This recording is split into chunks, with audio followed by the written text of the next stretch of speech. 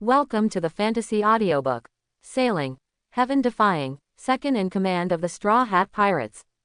Chapter 61. Seeing that it was Beos, Ken and the villagers were shocked, although they didn't know how Beos appeared behind them silently. But they were strong men who easily defeated the dragon pirates and Colonel Mouse, so they naturally showed respect. Beos, are you here to pick me up? Seeing Beos coming in person, Nami showed surprise on her face. She didn't expect that she would be so important in the eyes of Luffy and Beos. You know, she wanted to use the strength of Luffy and Beos to win more Baileys. Well, not only me, Luffy, Sanji, Usopp, Zoro are all here. Beos pointed to Luffy and others who came behind him and responded with a smile. Everyone. Nami's eyes were sparkling. Hey, Beos. With my strongest knight here, don't think of coming here to coax Nami-chan without permission. Let Nami-chan be moved by this, and then promise to marry me. Don't even think about it. Sanji blew out a smoke ring, stared at Beos with a pair of vigilant eyes, and said seriously. Cut, Cook, I'm afraid you are the only one who has such an idea. Zoro crossed his arms and looked at Sanji with contempt. Green algae head, if you can't talk, shut up. Otherwise, this cook doesn't mind kicking you away. Sanji was immediately angry and roared at Zoro. Who's afraid of who? Curly eyebrows. If you dare to raise your foot, I will chop it off. Zoro was not a pushover either, and roared back. Ah, these two guys are here again. Looking at the two people arguing fiercely, Beos put his hand on his forehead, his face full of helplessness. Luffy grinned, signaled to Beos and others, and shouted. Beos, do it. I know, Captain. Before everyone could react, Beos appeared beside Nami, put his arm around Nami's slender waist, and quickly shuttled among the villagers. Hey, Zoro, Sanji is catching up and running. Seeing that the conspiracy was successful, Luffy showed a smug look on his face, glanced at Zoro and Sanji who were still making noises, and shouted a reminder. What, Beos, you guy, let go of Nami-chan, let me do it. Seeing this, Sanji's anger was instantly ignited, and he quickly abandoned the green algae head Zoro, and chased in the direction where Beos disappeared. Ahem, you pervert. Luffy, Beos, wait for the lottery. Zoro, who had been frustrated by the old nose, coughed twice and chased after him. The villagers, who were still in a daze, watched the Straw Hat crew disappear and were happy for Nami. Gah, these guys are really pirates, they even robbed people. Come on. Nami has such a reliable partner, we should be happy for her. By the way, daughter, your wallet's still there. A villager reached into his empty pocket and asked in confusion. Huh, where's the wallet? Why is my wallet gone? Mine is gone, too. The villagers looked at Nami and others far below the mountain and quickly realized something. Nami, who was hugged by Beos' slender waist, held a dozen wallets in both hands. Her eyes sparkled, and she raised the wallets tightly in her hands, happily waving goodbye to the villagers on the mountain. Everyone, take care. Originally saying goodbye happily, the villagers now gnashed their teeth and shouted angrily. Nami, return our wallets quickly. You thief. Aegean and Nosko beside him were helpless, but they still smiled and said to Straw Hat crew, wave goodbye. As the Merry set sail again, the next stop is Loguetown, the place of beginning and end, the hometown of Pirate King Roger. Wake up, Beos. 3 points. Sanji, who was full of dog-licking anger on the deck, kicked hard in the air and rushed towards Beos. Although Beos looked helpless, he still wanted to take the opportunity to test how much Sanji's strength had increased after the future deduction. Raised his taut fist and collided head-on. Puff. The strong collision of fists and feet suddenly set off a violent airflow on the deck. Oh, so powerful. Sanji's kicking skills are getting stronger and stronger. Quote. Luffy and Usopp, who were watching nearby, all looked surprised and shouted. I want to join in too. Bang. As soon as the words fell, Luffy and Usopp were hit by a hammer from the great devil Nami and shouted angrily. You two, stop joining in the fun and go clean up my boudoir. Ah, Nami, I'm not the only one who searched your room. Quote. Luffy and Usopp, who were hurt by the hammer, retorted while touching their heads. That's right, Nami, we were worried about you at that time. And the ones who messed up your room were Usopp, Zoro, Sanji, and Bano. Bang. Nami didn't listen to any explanation at all. She raised her hand and hit Luffy's head with a hammer again, roaring. Didn't you hear me? Go, right now. Facing the terrifying pressure from the great devil Nami, Luffy and Usopp didn't dare to refute at all. They picked up the broom and ran to Nami's boudoir on the second floor. Nami put her hands on her hips and looked at the backs of Luffy and Usopp running away. She glanced at Zoro, who was half lying in the corner and gloating, and spoke in a deep voice. Zoro, go clean up the toilet. Ah, as soon as he finished speaking, Zoro's gloating smile on his face suddenly stopped. He wanted to refute a few words, but thinking of Luffy just now, he lowered his head and walked into the toilet silently. On the other side, Beos and Sanji, who were fighting, saw Luffy and others being beaten up by the big devil Nami one by one. Sanji didn't care about the dog's rage, and his figure suddenly disappeared from the deck, fearing that he would be affected later. Only Beos was left standing there in a daze, as if waiting for the storm to come. He said secretly, "What a strong aura of oppression. This feeling seems to be even more terrifying than that Hawkeye guy." Beos couldn't help swallowing his saliva, slowly turned his head, and his eyes met Nami, who was like a dark devil. Well, actually you can listen to my explanation. Boom. Ah, time flew by, and in the blink of an eye, the Straw Hat crew had been sailing on the sea for more than 10 days. Finally arrived at the birthplace of the pirate king Gall D.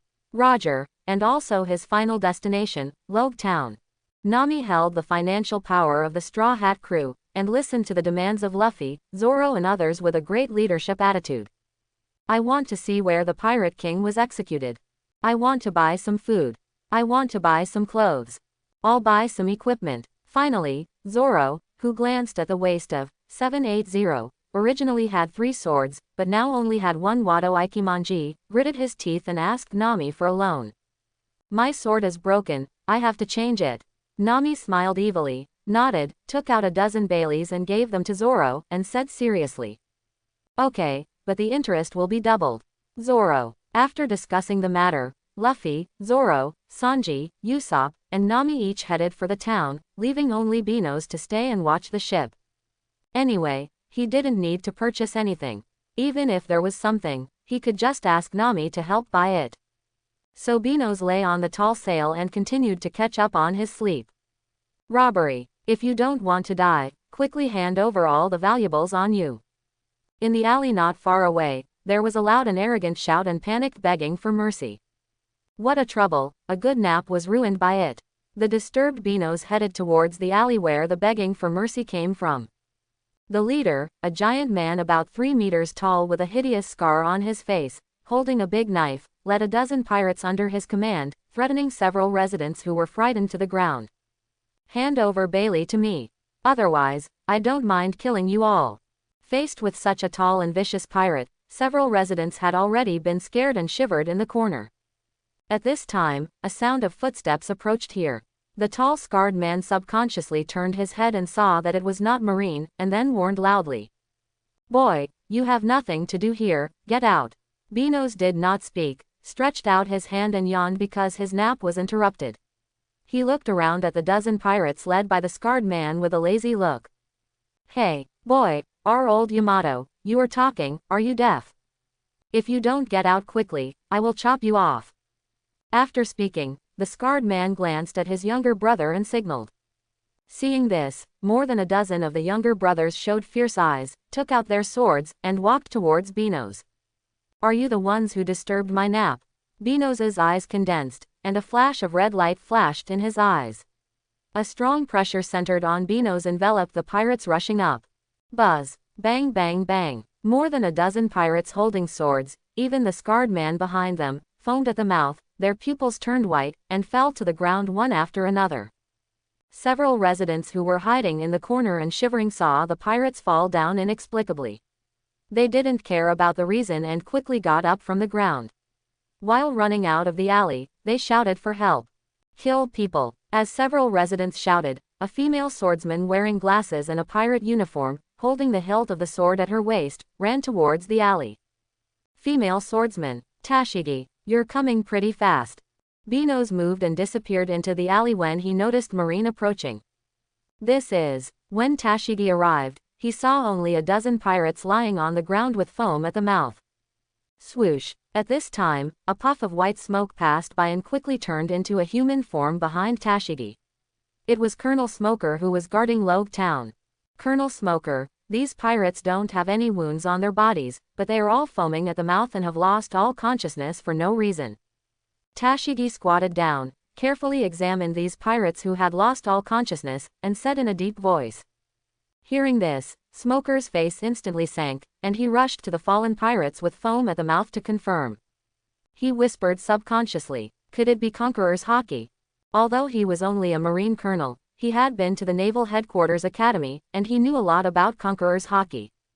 However, these pirates were foaming at the mouth, rolling their eyes, and losing all consciousness. This was undoubtedly Conqueror's Haki. Conqueror's Haki, what is that? Tashigi was puzzled. That is, a terrifying power that very few people awaken after entering the Grand Line. Once this power is activated, the awakened person can instantly deprive the enemy of all combat power without taking action. Wow. After saying this, Tashigi was shocked. How could she have thought that there was such a terrifying power on the sea? So the guys in the Grand Line are like monsters. Smoker looked at the symptoms of these pirates, shook his head slightly, and continued to talk. No, this terrifying power called Conqueror's Haki is not possessed by everyone. Quote, if only one person can awaken Conqueror's Haki among a million people. This power is innate. It also has another meaning, known as the King's Qualification. What? Tashigi, who had just breathed a sigh of relief, widened his eyes when he heard that only one person awakened among a million people. Innate. In this case, isn't that guy the chosen one? Even without taking action, you can rely on this terrifying power to make the enemy lose all combat power in an instant. Isn't it too scary? Knowing the seriousness of the matter, Smoker gave orders to Waski without any hesitation. Anyway, an unknown monster has appeared in Loguetown. We can't deal with it with our limited strength alone. Tashigi, immediately notify the nearby Marine branch and ask them to send Marine elites to support Loguetown. We must keep that monster away completely. Yes, Colonel Smoker. Tashigi didn't delay and rushed out of the narrow alley. He ordered the Marine soldiers outside to block Loguetown and took out his phone from his pocket to contact the nearby Marine branch. At this moment, Smoker frowned. The appearance of Conqueror's owner made him dare not be negligent at all. At the same time, he seemed to have a clue in his heart. In the East Blue Sea, which symbolizes peace, there is basically no terrifying existence that can awaken Conqueror's Haki. Except for the man who recently issued a bounty of 3 billion Baileys by Naval Headquarters. Vice Captain of the Straw Hat Pirates, Beos. Standing on a tall building, Beos, who witnessed all this, showed helplessness on his face. He didn't expect that he only dealt with a dozen pirates who disturbed his nap, and let that Marine Colonel Point Smoker noticed. Beos shook his head slightly. Since he had been exposed, it seemed that he had to inform Luffy and the others in the town. Beos slowly closed his eyes, and his perception, like a hard net, instantly enveloped the surroundings. Countless images flashed through his mind for a while. Not long after, he sensed the breath of Luffy and others. At present, Sanji was buying food, and Zoro came to a weapon store to choose a recruiter. In the original plot, Zoro got the good sword Shizu and the cursed third-generation Kidetsu in this store. As for Luffy, he came to the central square and watched the scenery on the execution platform. But Luffy had already been targeted by the Buggy pirates who came to seek revenge below. Buggy, this iron-headed kid, is planning to sneak attack Luffy now. What a trouble. Beos shook his head slightly, his figure disappeared from the high-rise building, and quickly went to the execution platform. Located in the central square, on the execution platform. Following the last pirate King Roger, Luffy sat cross-legged on the execution platform, looking at the dense crowd below with a face full of longing. Of course, Luffy's action of climbing up the execution platform was soon noticed by the patrolling Marine soldiers and the public below. Hey, look, someone actually ran to the execution platform. What, isn't it strictly forbidden to climb there by the Marines? How did that guy wearing a straw hat run up there? Not only him, but also. Before he finished speaking, a cold voice suddenly sounded behind Luffy, and at the same time, a sharp knife suddenly pressed against Luffy's neck. Ha ha ha ha, Straw Hat Boy, I finally found you. This time, Captain Buggy, I will settle all the old and new accounts together. After speaking, Buggy relied on the ability of Chop Chop Fruit to handcuff Luffy's hands and head with the beheading instrument. Ah, it's you, Buggy. Why did you handcuff me? Quote. Luffy, who was locked in the torture device, glanced at Buggy and spoke with an innocent look on his face. That's right, it's your grandpa Buggy, you stinky rubber, you're dead this time. Don't you like being the Pirate King? Then today, just like Roger was executed, go to hell. Ha ha ha. Buggy stepped on Luffy's head, holding a sharp knife, and shouted wildly. Ha, Smoker, who was originally searching for the Straw Hat Pirates, also came to the square, looked up at the scene of the execution platform, and couldn't help showing a surprised look. He thought to himself, the guy wearing a straw hat, handcuffed by that clown, could it be the Straw Hat Kid? That's not right. Although the Straw Hat Kid's strength is not as good as Beos, he is still a pirate with a bounty of 59 million Baileys. How could he be caught by that clown Buggy and be executed? At the same time, the scene on the execution platform has attracted the attention of the people in the square below, and they all looked up. The crew members of the Straw Hat Pirates from all over the country heard the commotion outside and went there with curiosity, but they heard that the person being executed was the Straw Hat Boy. The faces of Nami and others suddenly changed from curiosity to helplessness, thinking secretly. Ah, I knew it. What is Luffy doing again? He can't stop for a moment. How could he run into such an idiot captain? Although Nami, Sanji and others complained in their hearts, they still went to the execution platform in the central square as soon as possible. Being executed on the execution platform in public, Straw Hat Boy, you deserve to die. Buggy God Tier raised his sharp sword with both hands, locked Luffy's head handcuffed by the execution instrument, and chopped it off without hesitation. Hey, Luffy, what are you doing? Get free. Yes, Luffy. Accompanied by Buggy God Tier's roar, the flash of the knife approached Luffy's neck. Luffy did not panic, but grinned, and the breath in his body slowly flowed out, just when the terrible breath was about to run wild. ZZ. The sky above was suddenly covered by dark clouds, accompanied by thunder rolling and restless, and a lightning bolt seemed to lock on the execution platform and suddenly slammed down. Boom! Under the gaze of everyone, the solid execution platform collapsed, and the people in front of it also fell down one after another. Lightning! Lightning! The lightning struck the execution platform. Everyone in the square widened their eyes. They never thought that this lightning from nature would fall so punctually. Coincidence? No. Not really. Two powerful auras appeared nearby, one is Beos, who is the other one? Although observation Haki has sensed the other party, Luffy has no idea about this strange and powerful aura. But from the fall of this lightning, the hidden guy is not an enemy.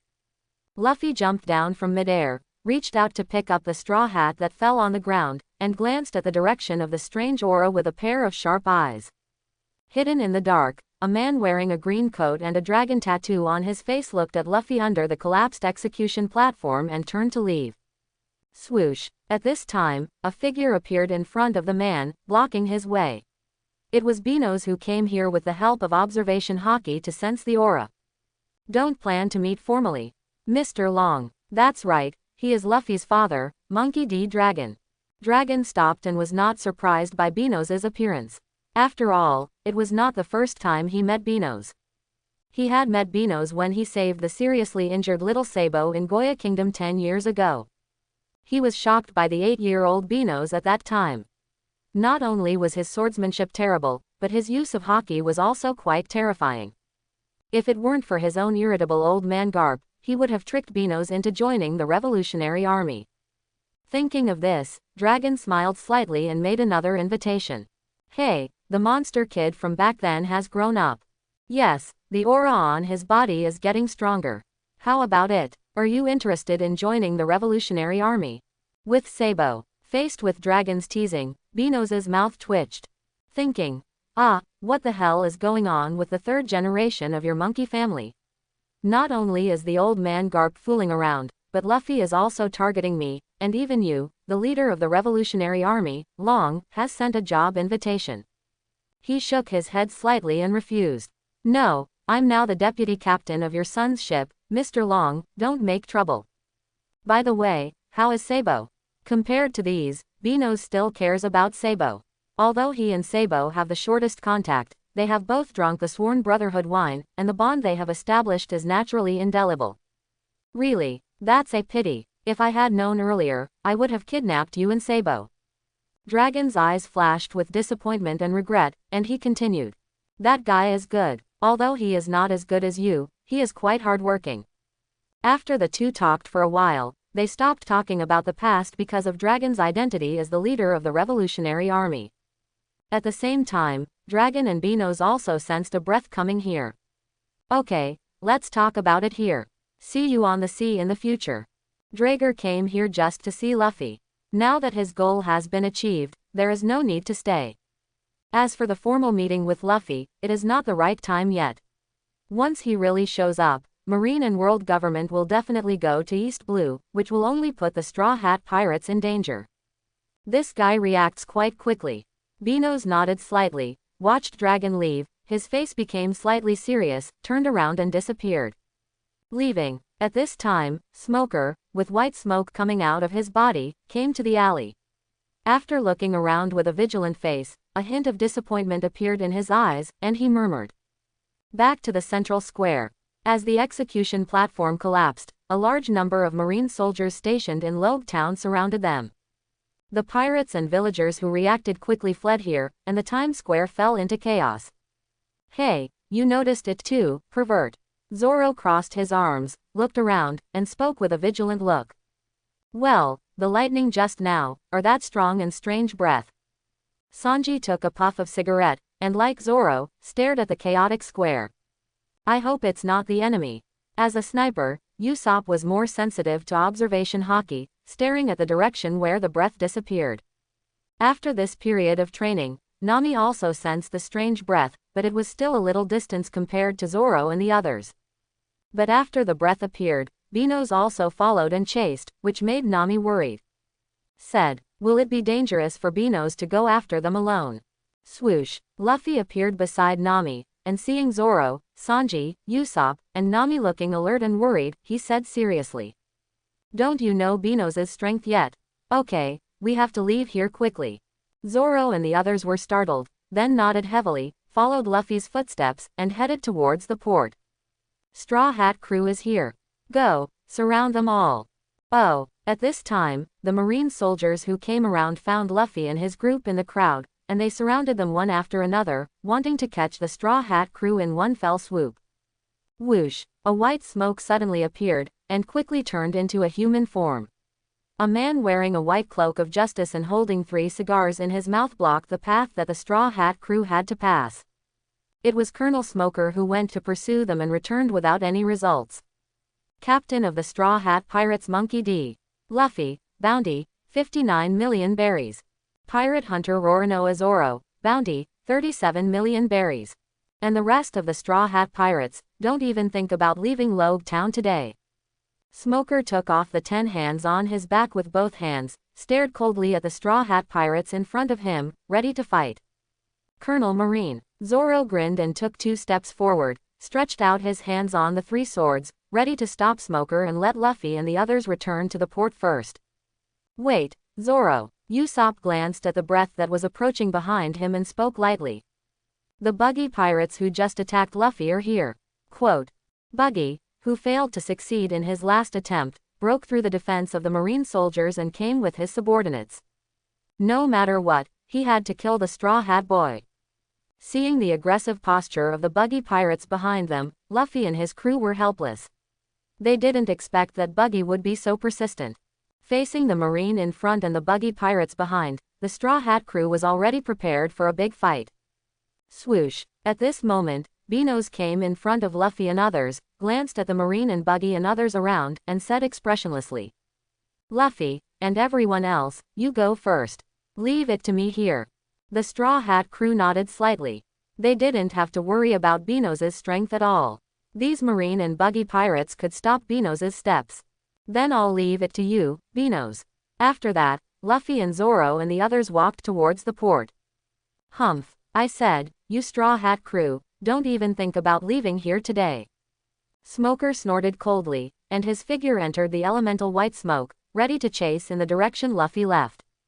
Bang! However, just as Smoker jumped up from the elemental, a figure suddenly blocked his way. How can I let you succeed? Poe! Beos raised his hardened right foot with armament hockey and kicked at Smoker. Beos. Facing the sudden flying kick, Smoker's eyes widened, unable to react at all, and was kicked down from midair by Beos. Bang! The smoke dissipated, and all the Marines and the buggy pirates who were chasing behind them suddenly opened their mouths wide. How is it possible? Colonel Smoker. Smoker's figure fell heavily to the ground, and his face was stepped on hard by Benos's dark right foot. Seeing this scene, Tashigi was full of disbelief. She knew Smoker's strength, and Smoker had the ability of Logia smoke fruit. Ordinary attacks should not be able to cause any damage to him. How could this man in front of him? How could this happen? Why can this guy ignore Logia, and catch Smoker's entity? Facing Benos's strong fighting power, the Marines around him did not dare to move forward, and even Buggy, who was chasing behind him, stopped in a hurry. Staring at Benos's dark right foot, he murmured in a deep voice. Armament hockey. Hockey. Smoker, who was stepped on by Benos, was furious and burst out his fruit ability with all his strength to break free. But Armament Hockey's hardened right foot suppressed Smoker so tightly that he could not move at all. Roaring and roaring. Hockey again. Benos looked around at the Marines surrounding him, his mouth curled up slightly, and a red light flashed in his eyes. Buzz. The terrible pressure of Conqueror's hockey, with Benos as the center, exploded in all directions. Bang bang bang. In just a moment, all the Marines and the buggy pirates see crew members who stopped, their pupils rolled into white eyes, lost all consciousness, and fell to the ground one after another. This guy can even use Conqueror's hockey. Where did this monster come from? Buggy's forehead was sweating, and he gritted his teeth and looked at his subordinates and Marines in front of him and behind him who kept losing consciousness and falling to the ground, and was shocked. In the blink of an eye, the Marines and buggy pirates crew members in the square were instantly swept away by the terrible pressure. It's you. You are the one who solved that group of pirates. Under the pressure of Conquerors, Tashigi staggered and almost fell to the ground. He used his sword to maintain balance with both hands, exhaled heavily, raised his eyes with difficulty, and said in a trembling voice. Benos. Looking at the fallen Marine, Smoker gritted his teeth and roared, trying madly to break free from Benos's restraints, but no matter how he struggled, it was all in vain in front of absolute strength. How come this guy is as annoying as Shanks? Buggy stared at the back of Benos who was emitting Conqueror's pressure, gnashed his teeth, and cursed inwardly, Conquerors as the Conqueror's hockey again, why doesn't this buggy god tier have it? Shanks. He clenched his fists tightly, although he was extremely unwilling in his heart, but facing the strong man with Conqueror's hockey, he still had self-knowledge, and naturally would not be stupid enough to go up and give himself a head. It's over, Colonel. If you still plan to continue chasing, you can try. Sensing that Luffy and the others had arrived at the port, Benos did not intend to continue playing with Smoker. Bang! Ah! The right foot with the armed color attached suddenly moved. Smoker kicked out and turned and disappeared in the square. He was so fast that no one present knew how Benos disappeared. Ahem! Smoker struggled to stand up from the broken ground. He was angry, but he was afraid of Benos's overwhelming power. Colonel Smoker. Tashigi couldn't hold on any longer. Her eyes turned black and she lay on her back on the ground and fainted. With her strength, it was good enough to hold on until now after bearing the pressure of Conqueror's hockey. Smoker reached out to wipe the blood from the corner of his mouth, looked at the Marine soldiers lying in front of him, exhaled a long smoke ring and sat on the ground dejectedly. Facing Benos who was as strong as a monster, he gave up the idea of continuing to chase. Hey, Luffy, aren't you waiting for Benos? Looking at the Mary leaving the port, Usopp looked up at the central square with worry. Don't worry, even if the entire Loguetown was destroyed, and Benos will be fine. Quote. Luffy sat in the captain's exclusive seat, looking at the endless sea, and said seriously. Usopp was stunned, and recalled the previous battle between Benos and Hawkeye Mihawk, and then heaved a sigh of relief. As for Sanji and Zoro, they didn't have to worry about Benos' safety, and they lay flat on the deck. But the next second, the two seemed to sense something, frowned, and looked at the sea. Instead of worrying about Beos, let's solve the next trouble. Quote. As he looked ahead, more than 20 Marine warships appeared in the sea in front of him, heading towards the Mary. Usopp quickly took up the telescope and looked, only to see that each warship was led by a Marine colonel, and all the guns were completely locked on the Mary. Such a terrifying Marine lineup immediately frightened the already timid Usopp and screamed. It's over, we are going to be surrounded, and then we will be beaten into a sieve. What should we do? Luffy. Zoro was interested in advance, and his right hand was placed on the 3 knives at his waist, ready to attack at any time. It's coming pretty fast. It seems that we have to sink these warships. Sanji reached out and lit a cigarette, speaking lightly. Although the appearance of more than 20 Marine warships did shock Nami, she had already made a decision with her superb navigation skills in her mind. Said in a cold voice. Marine thinks too highly of us.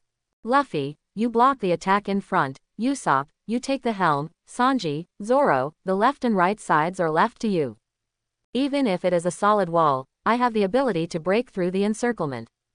Luffy, Zoro, Sanji, and Usopp did not delay and followed Nami's arrangement to deal with the attack of more than 20 Marine fleets.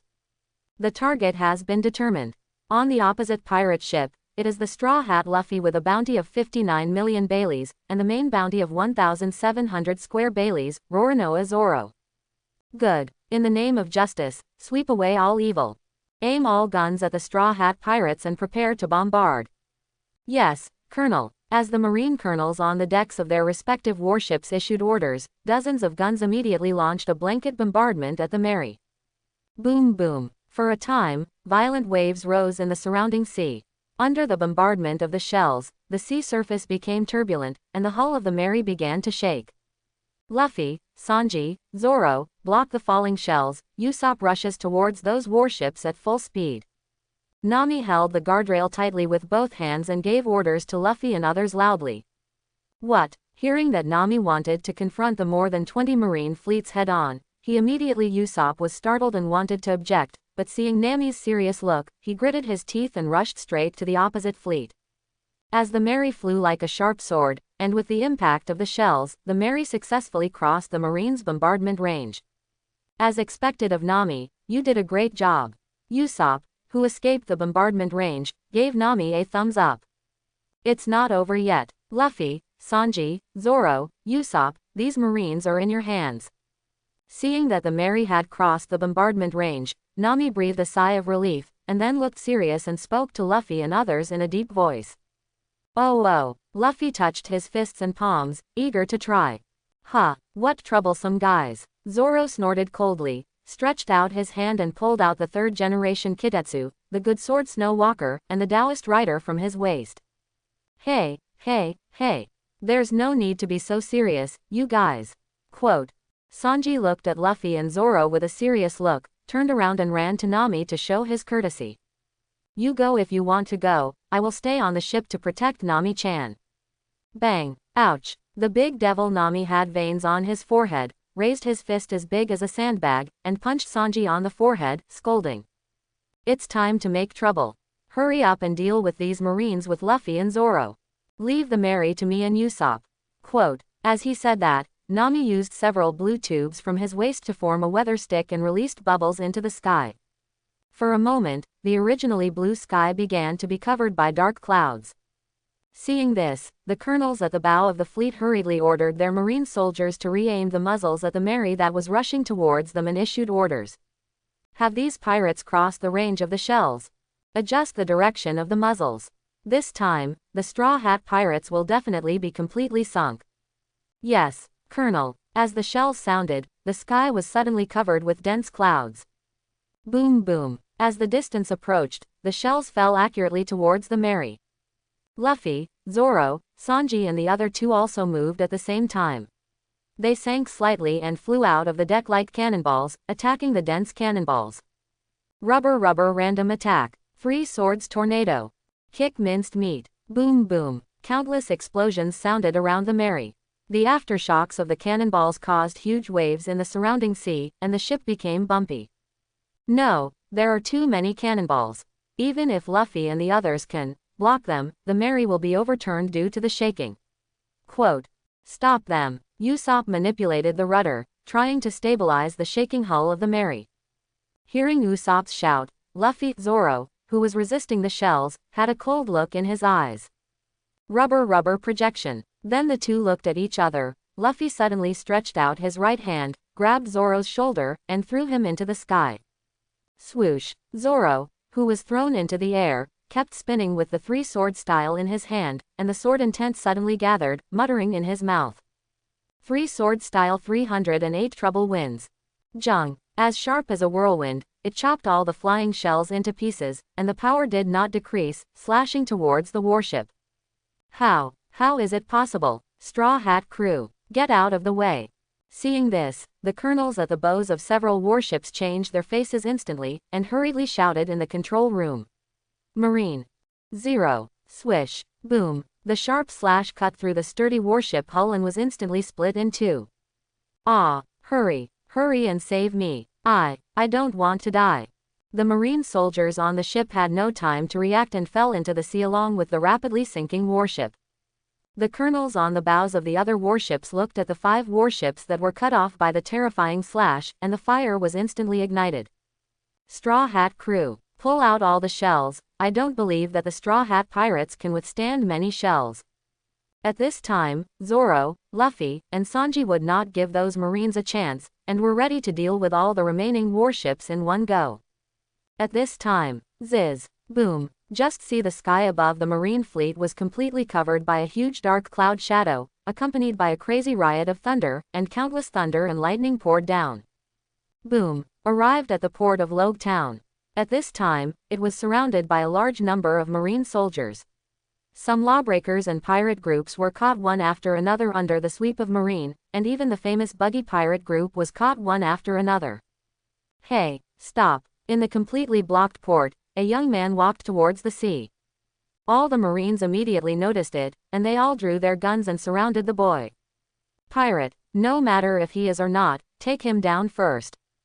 As they said that, more than a dozen Marines rushed towards the boy. However, the next second, a flash of red light flashed in the boy's eyes, and a strong pressure instantly swept across the entire port coast. Buzz, bang bang bang. Instantly, the figures of all the people in front of the port stopped in place, and then fell to the ground one after another. In a short moment, no one in the entire port could stand except the boy. Well, is it solved?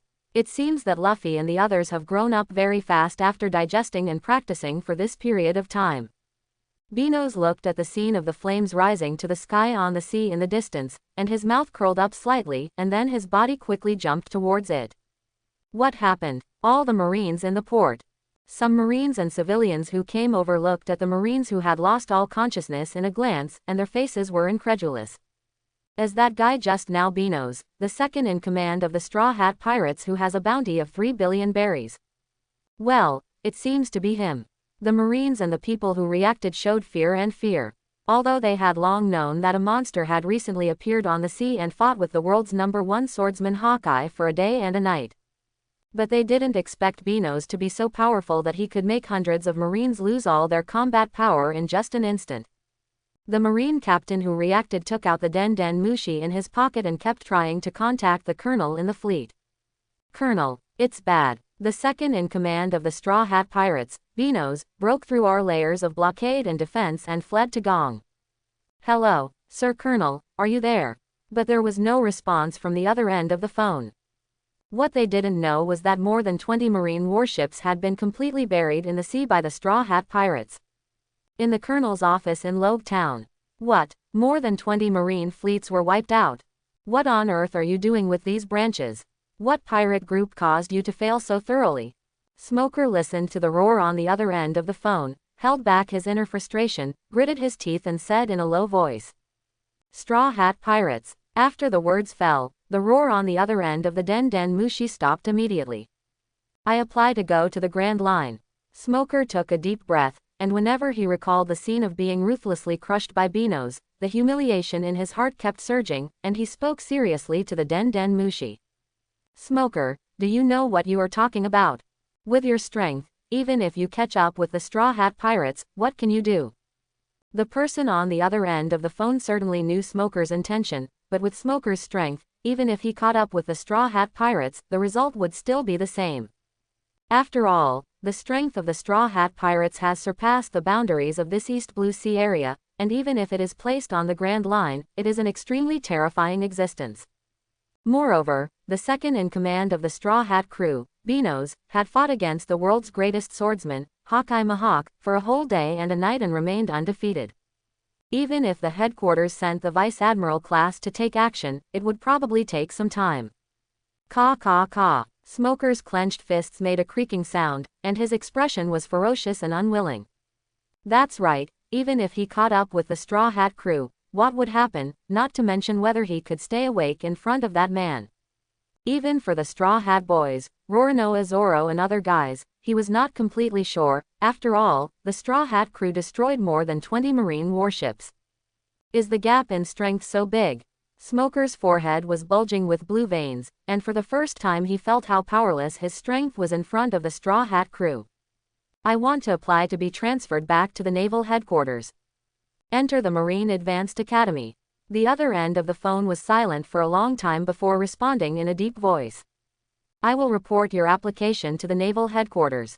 Click. After that, the Den Den Mushi was hung up directly. Smoker put down the Den Den Mushi, staring at the endless sea outside the window with bloodshot eyes, roaring. Straw Hat Pirates. Beos, I will definitely take back all the shame you gave me. Naval Headquarters, Marineford, in the Marshal's office. Marshal Sengoku slapped the bounty order of Straw Hat crew on the table. Bang! The strong force almost made the sturdy desk fall apart.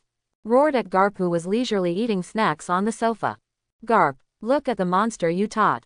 Disrupt Loguetown, collapse the execution platform, and destroy more than 20 Marine warships. Ha ha ha ha. Hearing Luffy, Beos made another noise. Sengoku was almost mad, but Garp still did his own thing and laughed with relief. As expected of my grandson, you can't be quiet for a moment. Quote. Garp, you still have the mood to laugh. My tolerance for Straw Hat crew has reached its limit. Seeing Garp still gloating, Sengoku wanted to smash Garp's head, and even felt that Garp was his biggest enemy. Take a deep breath, hold back the anger that is about to run away, look down at the bounty order of Straw Hat Luffy, Beos, Roronoa Zoro on the table, and call the informant outside the door to come in. Said in a deep voice. The strength of Straw Hat crew is no longer something that the branch can deal with. According to the latest intelligence, in addition to Beos, Straw Hat Boy, and Roronoa Zoro, the rest of the new members of the Straw Hat crew should not be underestimated. The overall strength is no less than these big pirate groups. Quote. Garp, who was sitting on the sofa, stopped the urge to stuff snacks, frowned, and a trace of worry flashed in his eyes. Garp naturally knew what this meant, and wanted to speak up to stop Sengoku's next decision, but Luffy, Beos and others rose too fast, which had seriously disrupted the balance of the sea. At present, the Straw Hat Pirates are still in East Blue, and the Marines have lost more than 20 Marine warships, 8 Marine colonels, and hundreds of Marine soldiers. If the Straw Hat Pirates continue to grow and enter the Grand Line, wouldn't it be? Thinking of this, Garp sighed deeply in his heart. At present, Luffy and Beos are too aggressive, and Marine can no longer tolerate it. Cursed inwardly, Beos, Luffy and these little brats can't be more low-key. This is trouble. Sengoku frowned, tapped his fingers on the table, and was silent for a moment. He had already made a decision in his heart, and said solemnly to the reporting soldier in front of him. Remind the Marine branch that they should not arbitrarily encircle and suppress the Straw Hat crew when they encounter it, so as to avoid unnecessary sacrifices. Report the intelligence of the Straw Hat crew to the headquarters in a timely manner. Sengoku knew that the strength of the Straw Hat crew had exceeded the scope of these Marine branches. The Conqueror's Haki released by Beos alone would not have any effect even if more Marine soldiers were sent, and it would undoubtedly be a waste of lives. Yes, Marshal, please leave. Hearing Sengoku's order, the reporting soldier turned around and left the Marshal's office, notifying the Marine branch of East Blue and even the first half of the Grand Line of this order. Sengoku, how much do you plan to increase their bounty? Due to the commotion caused by Luffy and Beos, Garp knew that Sengoku would never just monitor them, and there would definitely be actions against Luffy and Beos. Hearing Garp speak, Sengoku pondered for a moment and said in a deep voice. Increase the bounty of Straw Hat Luffy to 88 million Baileys. Roronoa Zoro's bounty is increased to 63 million Baileys. The rest of the Straw Hat Pirates crew members, each with a bounty of 30 million Baileys. As for Beos, Sengoku glanced at Garp and continued in a deep voice. The bounty is increased to 400 million. As soon as the voice fell, Garp was shocked. 88 million Baileys, 63 million Baileys, and 30 million Baileys for the rest of the crew. 400 million Baileys for Beos. Sengoku, should he be so willing to spend money like that? Luffy and Beos are just newcomers who have just been out to sea for a short time. Now all the members together are comparable to some of the most ferocious pirate groups on the sea. The reporting soldier who just came in to report on his work also widened his eyes, his face full of disbelief. Sengoku. Garp on the sofa was a little uneasy and refuted Sengoku. But Sengoku ignored Garp at all and gave a deep order to the reporting soldier who just came in. The Straw Hat crew is about to enter the Grand Line. Order them to increase surveillance on them with all your strength. Yes, Marshal. The reporting soldier came to his senses and hurried out of the office after receiving Sengoku's order. Garp looked at the office door closing again, and couldn't help cursing in his heart. Sengoku, this old guy, is ready to do it for real, and increase Luffy and Beos' whereabouts with all his strength. Is he planning to send middle-level or high-level combat forces from the headquarters to capture Luffy and Beos? No, I have to grab them before Sengoku decides to send them to capture Luffy and others. Stand up and say seriously. Let me go, and I promise to bring Beos and Luffy back to the naval headquarters and make them a righteous marine. Get out. Garp, don't even think about getting involved in this matter. Quote. Sengoku refused without thinking. He had known Garp for a long time, but he didn't know Garp's mind. If he could bring back Straw Hat Luffy and Beos to become Marines, his name would be written backwards. Garp frowned, looked at Sengoku deeply, and sat down again. In his heart, he kept greeting Sengoku's family. Sengoku tapped his fingers on the table and thought. Among the three admirals of the headquarters, except Akainu guarding the New World and Kizaru being assigned to protect Vegapunk, only Aokiji was free at the moment. Let Aokiji take action. Once the location of the Straw Hat crew is known, it will be solved at once. Garp, I hope you can put yourself in the right position. Garp's eyes widened, and he suddenly raised his eyes and glared at Sengoku. Finally, he forced an ugly smile and shook his head slightly. He knew that even if he jumped out to oppose, Sengoku would not change the result. And Sengoku's words were very clear, forcing Garp to clarify his current position. You decide. I'm tired, I'm going back to East Blue Windmill Village for a vacation. Garp was furious. Old man, you are so cruel. You dare to treat my grandson like this. First sweep all the snack gift bags you have hidden, take them back to Windmill Village and eat them slowly. Hearing that Garp wanted a vacation again, Sengoku's mouth twitched suddenly, and he cursed inwardly, still want a vacation. Don't you have any idea in your mind, or does this old guy want to secretly go to help Straw Hat crew? Ahem, Garp, you never waited for this matter to pass.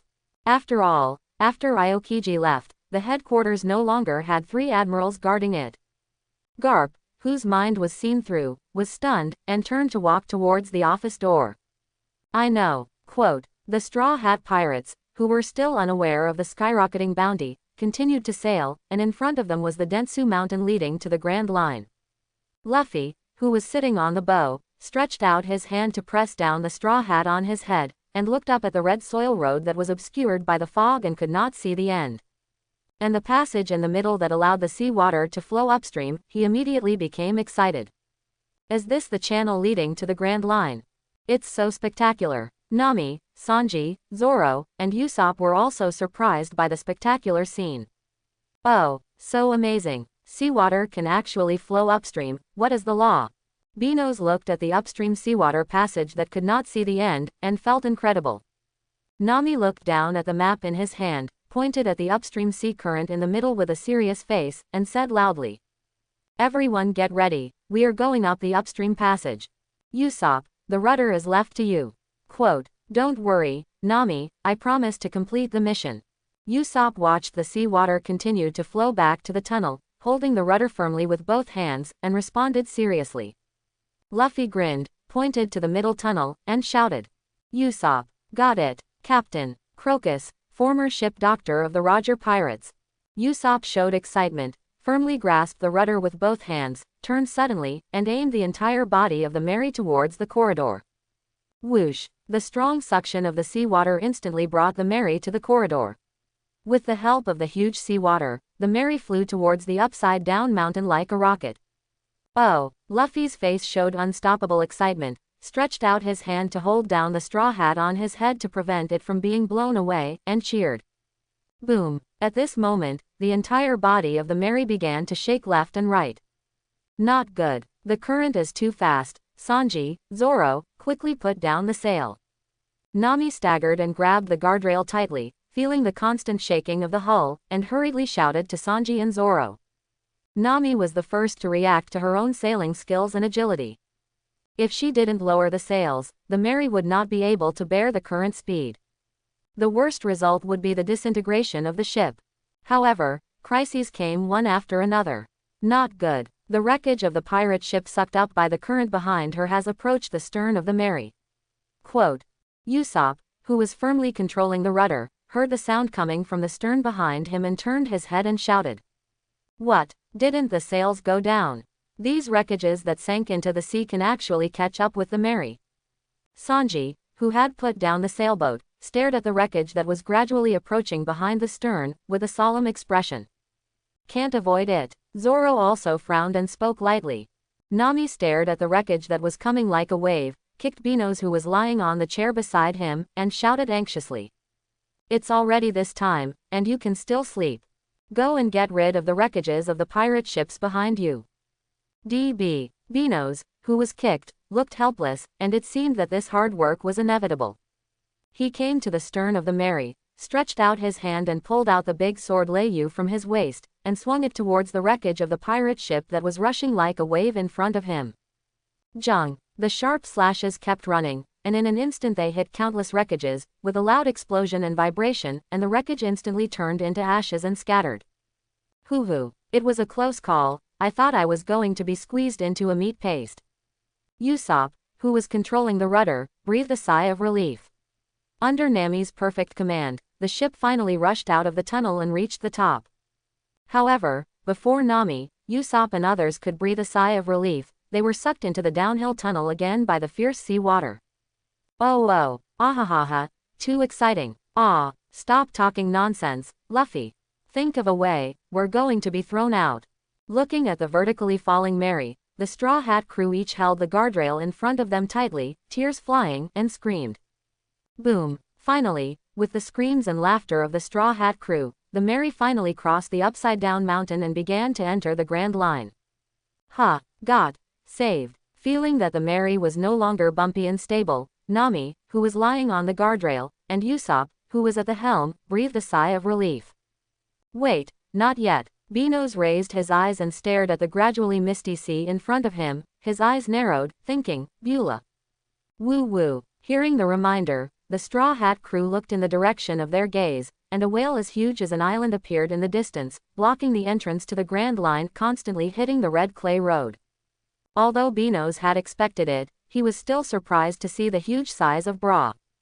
For a promise, he waited here for more than 50 years, hoping that one day, Brook and the others would be able to come back from the Grand Line. Usopp, turn around and drive over. What, Beos, you don't want to chop this whale, do you? After the words fell, Luffy, Nami and others were puzzled, but looking at the hideous injuries on the whale's head, they all showed reluctance. Don't worry. Beos naturally saw what Nami and the others were thinking, and simply smiled to reassure them. Usopp subconsciously glanced at Luffy in front of the bow, and seeing that Luffy did not object, Usopp no longer hesitated. Swoosh. Benos's feet sank, and he rushed out of the deck at a high speed, raising his fist wrapped in armed color. Bang. He slammed towards Bra, who was covered with hideous scars. Bang. Woo. Bra let out a cry of pain, and his huge body, like an island, fell backwards. Luffy, Zoro, Sanji, Nami, and Usopp frowned, with reluctant expressions on their faces. Although they didn't understand why Benos forced the giant whale to leave the passage leading to the Grand Line in this way. But they still believed that Beos had his own ideas. On the sea, Bra, with a huge and hideous scarred head half exposed, swung his fins in pain and roared in pain.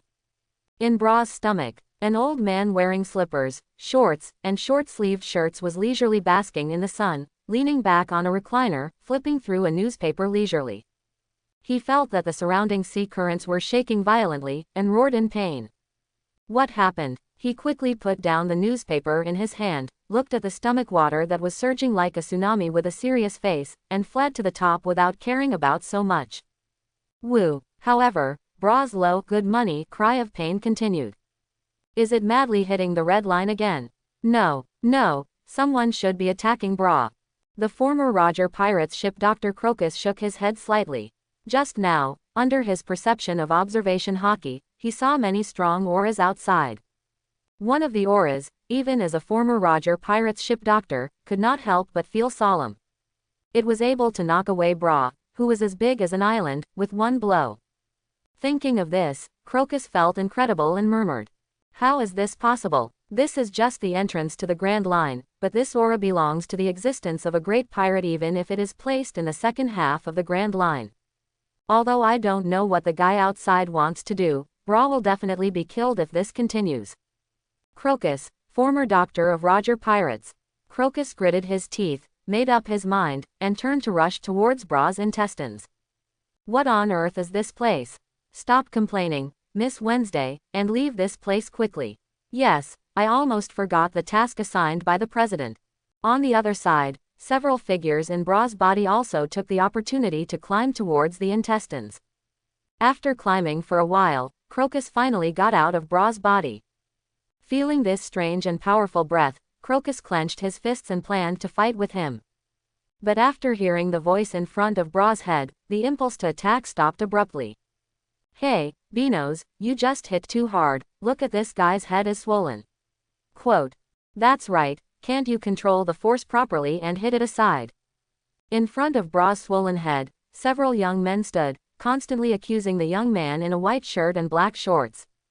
The girl even took a large brush, dipped it in anti-edema liquor, and kept rubbing Bra's swollen head. Look at Bra's calm expression at this time, and his slightly enjoyable expression. Ha, residual breath, conqueror's hockey. Crocus's originally relaxed expression showed surprise on his face after feeling the pressure of the breath emanating from the young man in the distance. Did I see it wrong? No, the boy still has the breath of conqueror's hockey around him at this moment.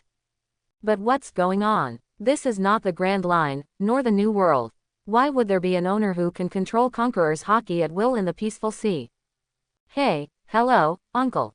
Quote. At this time, the accused young man in the white shirt greeted Crocus in a friendly manner.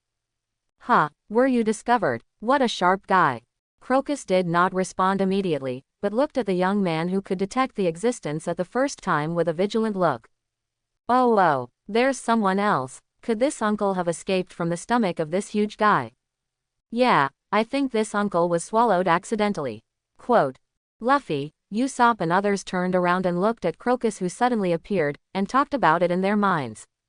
Crocus' mouth twitched. He did come out of Bra's stomach, but he was not swallowed. He decided to stay in Bra's stomach. He moved his body and came to Bra's head covered with hideous scars under the gaze of Beos, Luffy and others. Seeing that Bra only had a big swelling and was not seriously injured, he was relieved. Looking around, several young people led by Beos and Luffy said, Thank you young people for showing mercy to Bra. Quote. Nami realized that the huge creature in front of him might be the old man's pet, and asked hurriedly. Hey old man, is this whale your pet? Crocus was stunned. He had been living in Beulah's belly and was also its attending physician. It seemed that it was not wrong to say that Beulah was his pet. He nodded slightly subconsciously and was about to respond, but was interrupted by Nami's continuous accusations. Hey, do you know that this huge creature almost overturned our boat? Hurry up and bring the mental damage compensation. Crocus was immediately shocked by Nami's behavior. It turned out that the other party was looking for him for compensation. He scratched his head and said awkwardly, do you think I look like Bailey? I am really sorry for Beulah's behavior. Of course, Nami would not ask him to pay compensation, but she was just complaining about this giant because it blocked the passage leading to the Grand Line. Seeing that the young men did not really want him to pay compensation, Crocus breathed a sigh of relief, and recalled the person who had heard about the defeat of Bra, and raised his eyes to ask. "Huh, you just said that Bra was defeated by Beos." Hearing the owner of this giant monster asking for responsibility, Nami, Usopp, and Luffy subconsciously pointed at Beos and said, "Ah, that's him. He is the culprit who overturned this whale." Quote. Seeing Luffy and the other two betraying him, Benos' mouth twitched, thinking, these three guys, they sold me out. Forget it. Anyway, the reason why Crocus asked these questions was just because he knocked over Bra, and the giant was surprised. The surprised look on Crocus's face also verified Benos' guess, and he muttered to himself. To be able to knock over Bra, who is as big as an island, with one punch, this young man's strength is no less than those big pirates in New World. What a monster-like young man. Benos came in front of Crocus, touched his chin and looked at him carefully, and said seriously. You're polite, Mr. Crocus. No, it should be Crocus, the former ship doctor of Roger Pirates. As soon as these words fell, Crocus frowned, and even looked at Benos with vigilance. What, former Roger Pirates ship Dr. Crocus? Benos, did you recognize the wrong person? How could this sloppy old man be that kind of big shot? Nami, Usopp were all shocked. The former Roger Pirates ship Dr. Crocus. Just this sloppy old man. Crocus recovered from his previous loss of composure and laughed at Benos and others. Young man, are you sure you're wrong? I'm not that kind of big shot. Although I don't know why this young man in front of me can recognize my identity, the bounty order back then is very different from what I have now. Oh, really, old man, why don't you take a look at this first? Benos' mouth curled up slightly, and he pointed to the straw hat hanging on Luffy's back. This straw hat is Roger. Crocus looked at the straw hat on Luffy's back, and the whole person suddenly fell into a trance. Chapter 71. How could he forget this straw hat? Since Roger chose to disband the pirate group, this straw hat, which symbolizes inheritance, was handed over by Roger to Shanks for safekeeping. Now it appears in the hands of the young man in front of him. Coincidence? Sorry, I just remembered some past events. Crocus retracted his inappropriate gaze and said with emotion. Old man, you are really a member of Roger's pirate group, right? Luffy, Nami, and Usopp naturally noticed the change in Crocus's expression, and they all believed what Benos just said. Could this old man in front of them really be a member of Roger's pirate group? Well, you found out. I did have a captain named Roger. But those are all past events. Now I am just an old man abandoned by the times. Quote. Crocus, who was exposed, did not continue to hide it. After all, the appearance of Roger's straw hat seemed to have the answer. Oh, is he really the doctor of the Pirate King? Luffy, Nami, and Usopp were shocked when they heard Crocus admit it. Your name is Luffy, the man who will become the Pirate King in the future, right? Ku Rox looked at Luffy and asked in a deep voice. Yes, I want to find One Piece and become the Pirate King. Luffy was stunned and put the straw hat hanging on his back on his head, and said firmly. Well, Pirate King, let's get ready to go, but before that, you'd better have a record pointer so that you won't get lost. Single quote. Crocus' eyes flashed with satisfaction, and he took off the pointer on his arm and handed it to Luffy. Record pointer. Luffy and Usopp, who took the record pointer, were full of confusion. As a navigator, Nami was excited, stretched out her hand to grab the record pointer from Luffy, and explained. I heard that the Grand Line is a chaotic sea. If you want to sail freely on the Grand Line, navigation skills and experience alone are completely useless, otherwise there wouldn't be so many people going out to sea on the Grand Line, losing their way and dying in this chaotic sea. When these words came out, Luffy and Usopp were surprised. They didn't expect that the Grand Line would be so terrifying, but fortunately, Nami was there. The record pointer can record the magnetic field between the islands on the Grand Line. As long as you follow the direction indicated by the record pointer, you can find the next direction correctly. After listening to Nami's explanation, Luffy and Usopp opened their mouths wide. Although they didn't understand what Nami said, they knew the importance of the record pointer. When Nami explained the use of the record pointer to Luffy, Bra let out a painful wail, and the huge fins flipped, causing a huge wave in the surrounding sea water. Boom. Quote. What happened? Hey, uncle, can you calm this behemoth down? Luffy, Nami and others standing on Bra's head kept shaking their bodies and shouted anxiously at Crocus. Bra, is it going to hit the red line again? I'm not in Bra now, and I can't inject it to calm it down. Crocus saw Bra swinging its huge body wildly and rushed to the corridor leading to the Grand Line. With Bra's current injuries, if it continues to hit the red line, it will be very dangerous. Line will definitely die. Anxiously shouting, Stop Bra. Usopp lay on Bra's head, looked around but didn't see Beos, and asked in confusion. Where's Beos? Oh my, did Beos take the opportunity to run away? Nami looked at Bra's huge body, rushing towards red line, with a face full of anxiety. What should we do? If we continue, we will also be buried in the sea with this whale. Quote. However, just when Bra's huge body was about to collide with red line. Bra screamed, and then a figure jumped out of Bra's mouth with two people in his hands and came to Bra's head. At this time, Bra, who had originally screamed in pain, began to recover gradually, but still wanted to continue to hit red line. Crocus looked at the man and woman lying unconscious in front of him, and combined with the painful screams that Bra had just made, he immediately understood everything. Thanked Beos. Thank you, young man. As early as when Bra screamed in pain, Benos's observation Haki had already sensed the two people who were making trouble in Bra's body. Of course, the identities of these two people are Miss Wednesday and Mr. Nine, members of Baroque Studio. You're polite. I just noticed that the sound made by Bra was different from before. That's why I entered Bra's body to verify my guess. Hearing Benos' explanation, Crocus nodded slightly with satisfaction, and then began to talk about why Bra was obsessed with hitting red line. From the time when Bra met the Rumba Pirates, to the time when the Rumba Pirates went to the Grand Line, Bra made a promise with the young Bra. Bra, after we explore the world, we will meet here again. However, time flies, and the young Bra has been waiting here for more than 50 years, but the Rumba Pirates that Bra promised have not come back yet. This is why Bra hit the red line and wanted to find the disappeared Rumba Pirates. More than 50 years have passed. I think the Rumba Pirates may have already.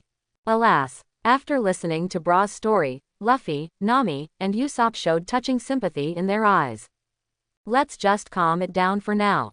Benos shook his head slightly, looking at the hideous scars left by the collision with the red line under his feet, and turned to stop Bra. Benos, let me do it. At this time, Luffy, who had not spoken, became serious. Crocus' eyes were startled, looking at Luffy's figure at this moment, and the figure of the old friend began to emerge in his mind. The corners of his mouth rose slightly, and he murmured, Roger. Luffy came to the front hill, and his eyes suddenly condensed. Buzz. Boom. Conqueror's terrifying pressure surged out like a flood, and Conqueror's Haki enveloped Bra who was flying towards red line. Woo. Bra suddenly let out a cry of grief, and after struggling for a few times, his huge body finally stopped. Crocus breathed a sigh of relief and exclaimed at the same time. Conqueror's Haki, you are worthy of being the young man who inherited the straw hat. Usopp was envious. Although it was not the first time he saw it, he couldn't help but exclaim every time he saw Conqueror's Haki. Luffy is already like Benos, able to control Conqueror's Haki at will. Crocus reacted and quickly looked at Benos, asking in surprise. He also awakened Conqueror's Haki. Yes. Benos's Conqueror's Haki is even more terrifying than Luffy's. When Benos fought with Hawkeye Mihawk, he changed the color of the sky. Crocus was shocked. He never thought that this young man named Benos would be so talented in Haki. It seems that Straw Hat crew may be able to complete Roger's regret. Stop, Bra. Buzz. Under the influence of the terrible Conqueror's pressure, Bra's huge body began to slowly stop. Not bad. At this age, you can release this level of Conqueror's pressure. Feeling the Conqueror's Haki coming towards him, Kukas exclaimed and nodded slightly with satisfaction. Woo. Bra, who was tamed by Conqueror's Haki, shouted to Luffy, and his originally irritable eyes eased. Hey, Bra, with your current injuries, if you continue to hit the red line, you will definitely die. Will you break your promise with the Rumba Pirates then? Bra seemed to understand and stared at the tiny Luffy. Luffy made an agreement with Bra and spoke. Let's make an agreement, Bra. Next we are going to the Grand Line. If we meet the Rumba pirates, I will definitely tell them for you. Just stay here and recover from your injuries, and follow them back. After more than 50 years, although it is unknown whether the Rumba pirates are still alive, at least Luffy's actions can calm Bra down and stop hitting the red line. Crocus on Bra's head naturally understood that Luffy's words were just a white lie, but he was still very grateful to him. He whispered, perhaps this is the only way to make Bra stop insisting on hitting the red line. Beos shook his head slightly and refuted. It's possible, maybe there are still some members of the Rumba pirates alive. Hearing Beos' words, Crocus, Nami, and Usopp couldn't believe it. After all, more than 50 years have passed since the Rumba pirates entered the Grand Line. If possible, they would have returned long ago. Beos naturally stopped talking. He couldn't say that Brook didn't actually die because he turned into a skeleton after eating the Yamazu fruit. After all, these things related to the future are meaningless even if they are said. Woo! Bra looked at Luffy's young figure and smiled gently. Tears flowed from the corners of his huge eyes, and he seemed to be very satisfied with this agreement. Then, we have agreed to stay here and heal our wounds honestly, waiting for the return of the Rumba pirates. Luffy grinned and came to Bra's huge eyes and said. Woo! Bra responded with satisfaction. Seeing this scene, Crocus was moved and reached out to wipe the tears from his eyes, which gave Bra new hope. After solving the problem, the Straw Hat crew did not stay any longer. After saying goodbye to Crocus and Bra, the Merry set foot on the corridor to the Grand Line. Princess Vivi and Mr. Nine, who were knocked unconscious by Beos and thrown on the deck, slowly woke up and secretly looked around. The Straw Hat crew did not notice them.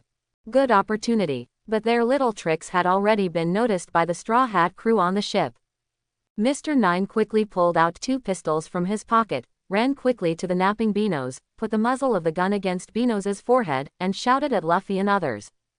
Stop the ship for me, otherwise I don't mind making a few holes in this guy's head. Although Vivi was unwilling in her heart, she recalled the people of Alabasta and took out the pistol in her pocket at the same time. Bang bang. However, before they could continue the next move, in their panic, the guns of the junior high school were broken into 2 pieces and fell to the deck. Hey, it's very impolite to disturb others' nap. I saw Beos, who was held hostage by Mr. Nine, cut off their guns at some point. These 2 guys were the ones who made trouble in Bra before. Should we kill them and throw them into the sea? Zoro crossed his arms and looked cold, staring at Mr. Nine and Vivi, and he would cut them in the next second. Wait, we surrender. Don't kill me. Seeing that the weapon he relied on was easily cut into 2 pieces, Mr. Nine immediately lost his arrogance and knelt down to beg for mercy from the Straw Hat crew.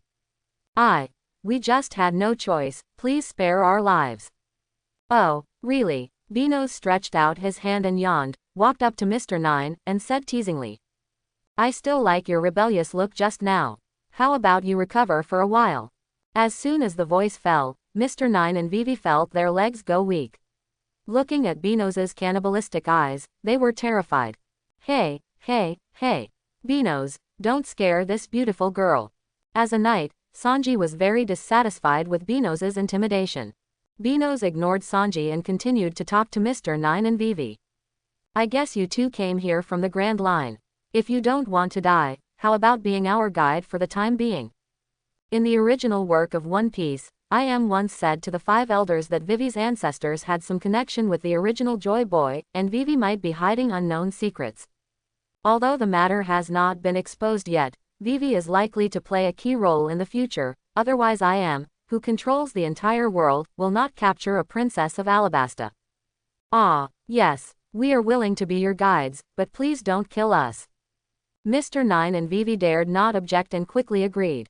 Luffy and others did not object to Benos' proposal. After all, with these 2 free guides, they don't have to worry about the weird weather after entering the Grand Line. With these 2 free laborers, the Merry began to move towards the Whiskey Mountain. The sea in front of them was originally blue sky and white clouds, and the next moment, the Merry was surrounded by thick fog. All of a sudden, everyone on the ship lost all vision.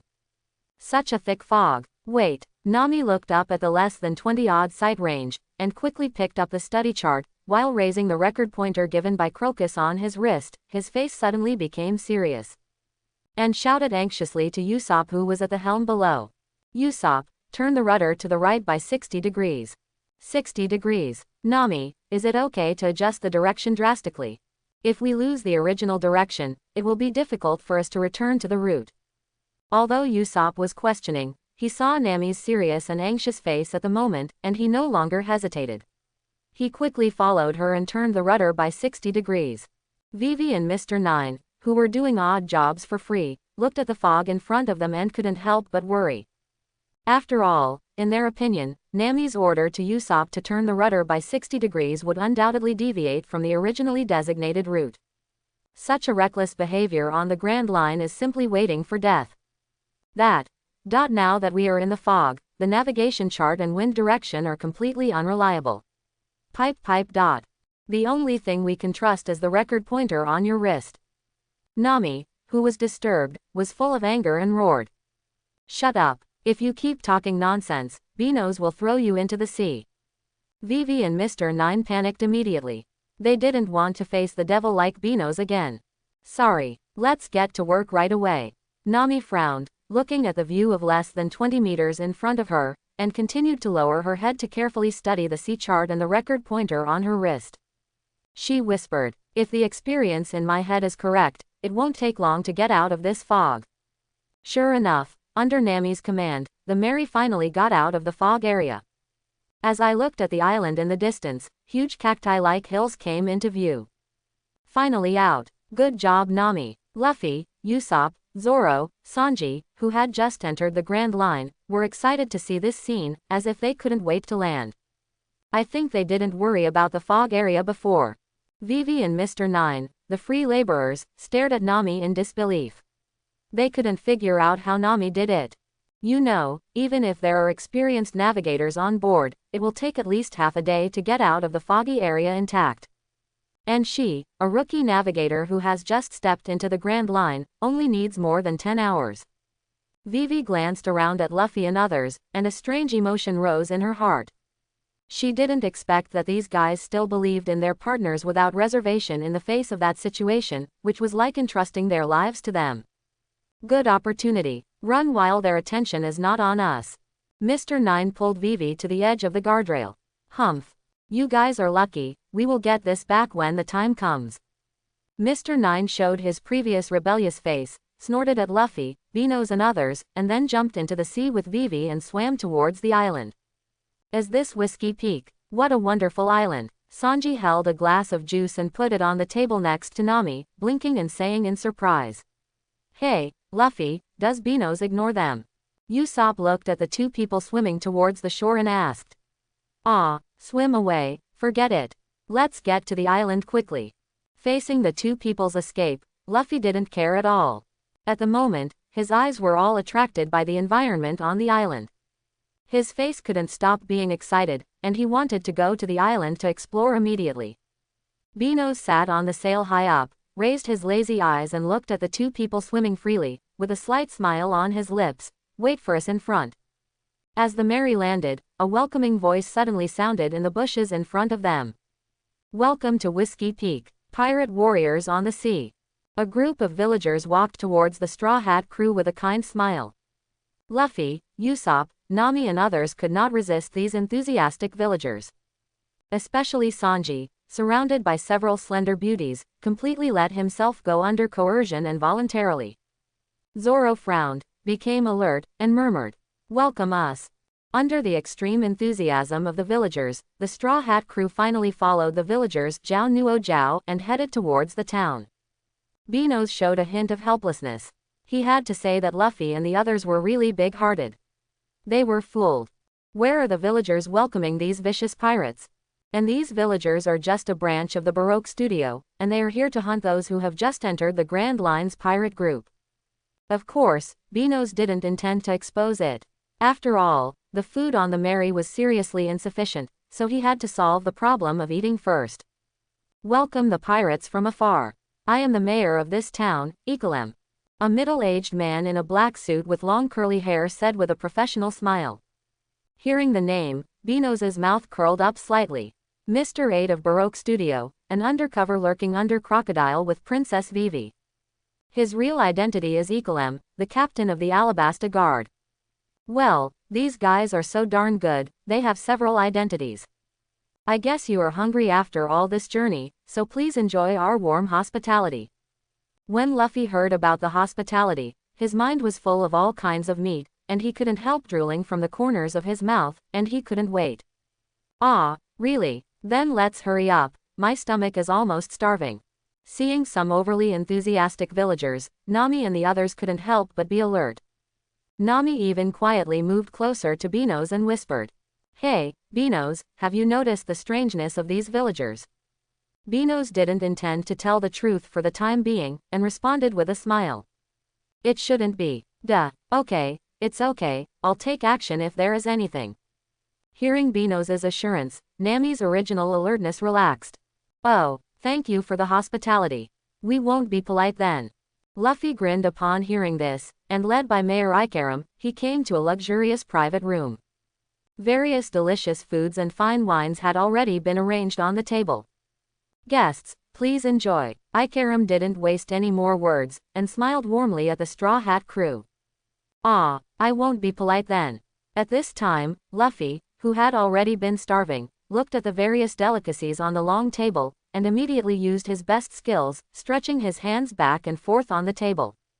Zoro, who was originally on guard, saw the wine, and his eyes suddenly flashed with excitement. Sanji was surrounded by several beauties and was forced to drink.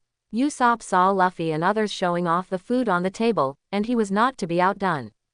Seeing the harmonious atmosphere, Nami also let down her inner vigilance. Beno also started eating. Although he couldn't eat as much as Luffy, he was also a foodie. Ecolem watched the Straw Hat crew enjoying the food on the table, with a sinister smile on his face, and then quietly left the private room. Just as the Straw Hat crew drank to their heart's content, 3 rounds of wine passed. It was already late at night, and the Straw Hat crew had already eaten and drunk, and fell asleep. "Are you sure these guys are asleep?" Outside the house, Kakai raised her eyes and asked the beauties around Sanji. "Yes, they are asleep now. But Mayor, why do we have to attack these pirates in this way? Shouldn't we wait until they just land and completely solve them?" After getting a positive answer, Ecolem breathed a sigh of relief, and did not immediately answer the doubts of several people. He raised his hand and gestured to the darkness. In the moonlight, a group of villagers, each holding a weapon in their hands, surrounded the private room. At this moment, the faces of these villagers were no longer warm and hospitable during the day. They all looked hideous and murderous. "There's nothing we can do about it. This group of pirates is not ordinary pirates. Although they have just entered the Grand Line, their bounties are ridiculously high." Hearing Ikaram's story, the villagers were curious. The Straw Hat pirates are famous on the sea recently. The bounty of that guy named Benos alone is as high as 4 billion Baileys. Wow. Hearing 4 billion Baileys, the villagers were shocked. Facing such a big pirate, if we choose to fight head-on, we will definitely be completely wiped out in just one encounter. Ikaram looked around and saw a group of villagers holding weapons, frowning and saying in a deep voice, "That's why I chose to entertain them." After speaking, Ikaram took out the bounty list of the Straw Hat pirates from his pocket. The villagers were shocked when they saw the amount on the bounty list.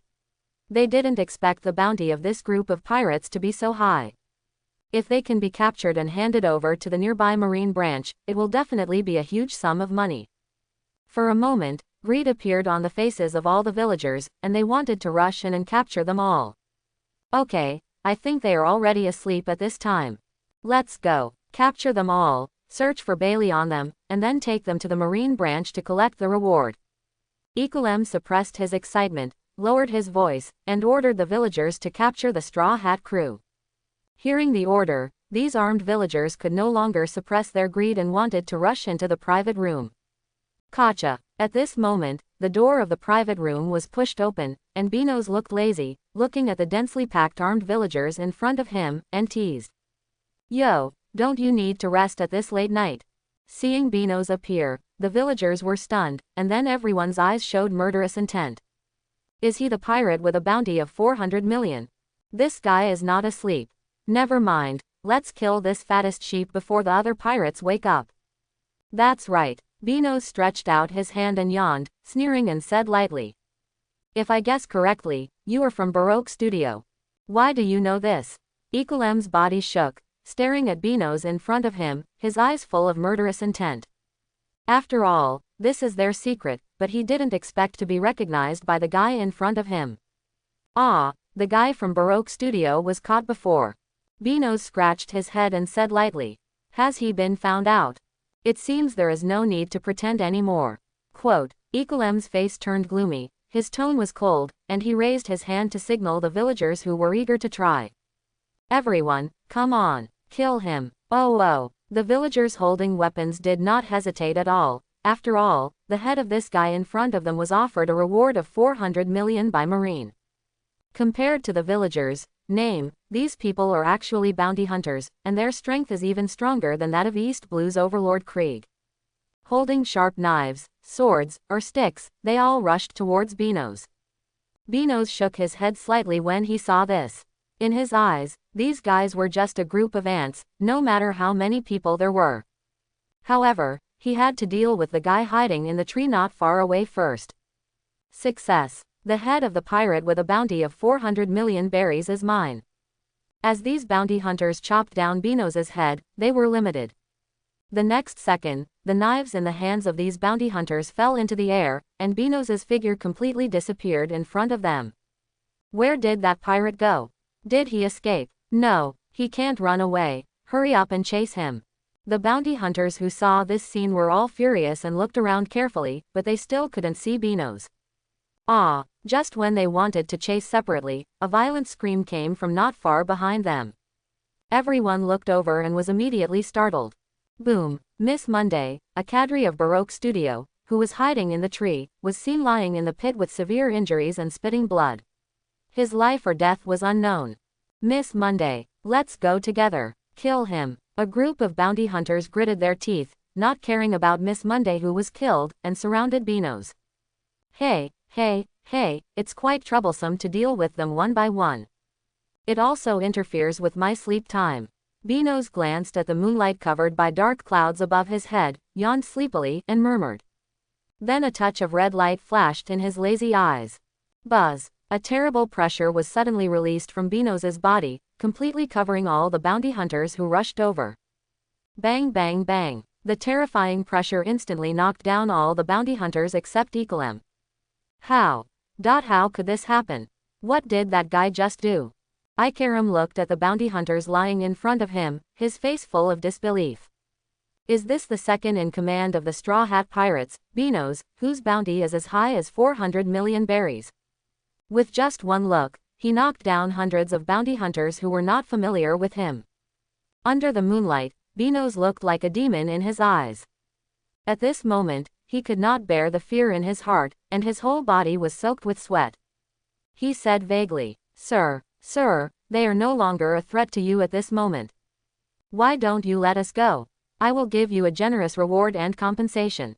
However, before Beos could respond, two figures suddenly appeared in front of Ecolem. It was Vivi and Mr. 9 who were captured by the Straw Hat crew before. Useless thing. Mr. 9 glanced at the spineless Ecolem, holding the sleeping Luffy in his hand, and said sarcastically. Wait until I deal with this guy in front of me, then I will deal with you. Beos was not surprised at the appearance of these two people. Under the perception of observation hockey, no matter how well they hide, they have nowhere to hide. However, the successive appearance of Ants and Mr. 9 holding the sleeping Luffy in his hand did make Beos, who was originally lazy, angry and teased. Hey, is it over? Can't this kind of thing be dealt with until dawn? Sleeping late is very important. Quote, and I advise you to put Luffy down now. Vivi and Mr. 9, who were sitting on the yellow duck, heard Beos' ridicule and their faces suddenly became angry. Mr. 9 was still on the verge of death and took out a sharp knife and put it on Luffy's neck. This made Beos' mouth twitch. How much did Luffy eat? He can still sleep like this. Aren't you very powerful? Second in command, Beos. Mr. Nine saw that Beos did not dare to act rashly, and his face immediately showed a rebellious and arrogant provocation. If you don't want him to die, throw the knife on your waist aside obediently. Quote. Beos' eyes gradually became cold, and he spoke lightly. Aunt, your hand is too long. Swoosh. After the words fell, Beos' figure disappeared completely in front of them, so fast that before they could react, a tearing scream resounded around Vivi. Boom. Ah. Vivi and Ikarim watched Mr. Nine, who was holding Luffy hostage, being blown away in an instant, and crashed into a house not far away before stopping. Gu. Vivi looked at Mr. Nine's miserable state, her eyes widened, and she couldn't help swallowing. She looked at Beos who appeared beside her, and she felt a fear of death. Beos ignored Luffy who was still lying on the ground and snoring, and put his hand on Vivi's shoulder who was stunned. Don't hurt her. Ikarim behind him reacted from the shock and saw Vivi's situation made her not care about fear, and she rushed towards Beos anxiously. Don't move. At this time, Zoro slowly appeared beside him, and he pressed against Ikalem's neck. Kill me if you want. I'm willing to use my own life in exchange for hers.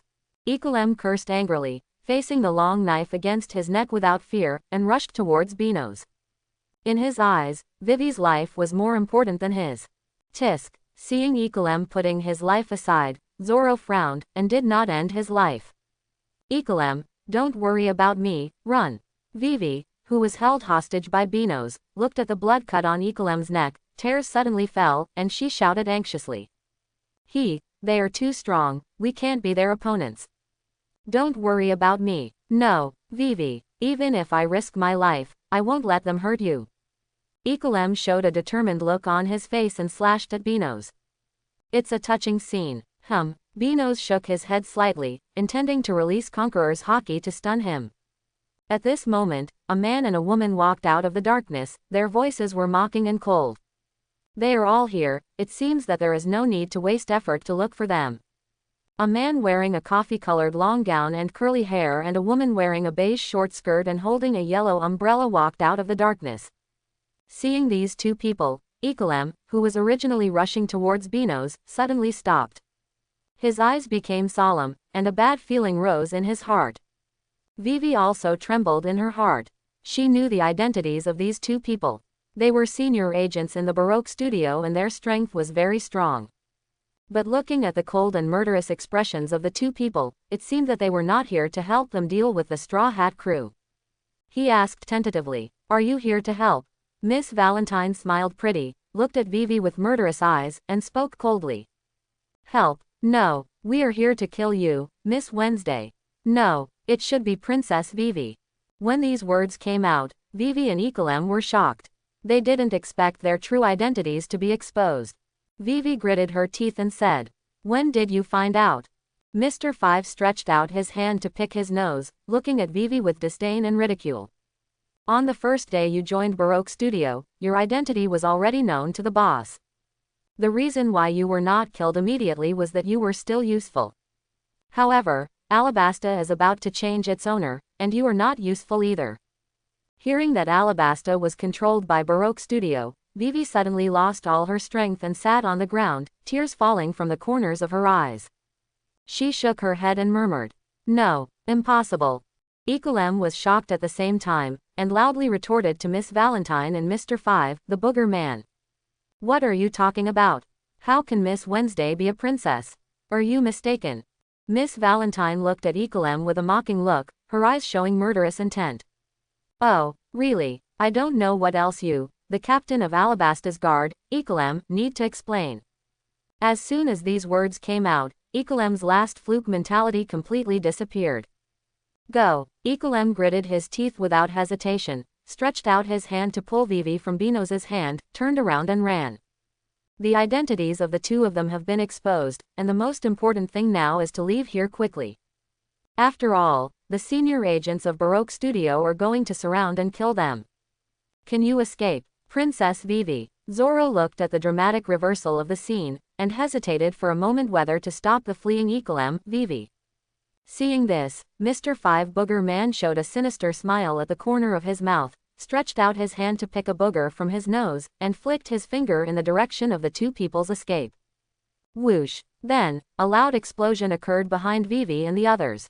Boom. Ah. With the force of a mountain, it suddenly fell from the sky, smashing towards Equilem and Vivi. Is there really no hope? Equilem opened his tired eyes with difficulty, stretched out his hand to throw Vivi out of the attack range, but facing the falling speed of 10,000 pounds, he was too late. Duh. Just when Equilem was in despair, a figure stood in front of the two of them. He spoke with dissatisfaction. Tisk, can you even rob this? What a trouble. Boom. Miss Valentine, with a body of 10,000 pounds, smashed down with a bang, and the vibration resounded in an instant, and cracks appeared on the ground around, and smoke and dust lingered.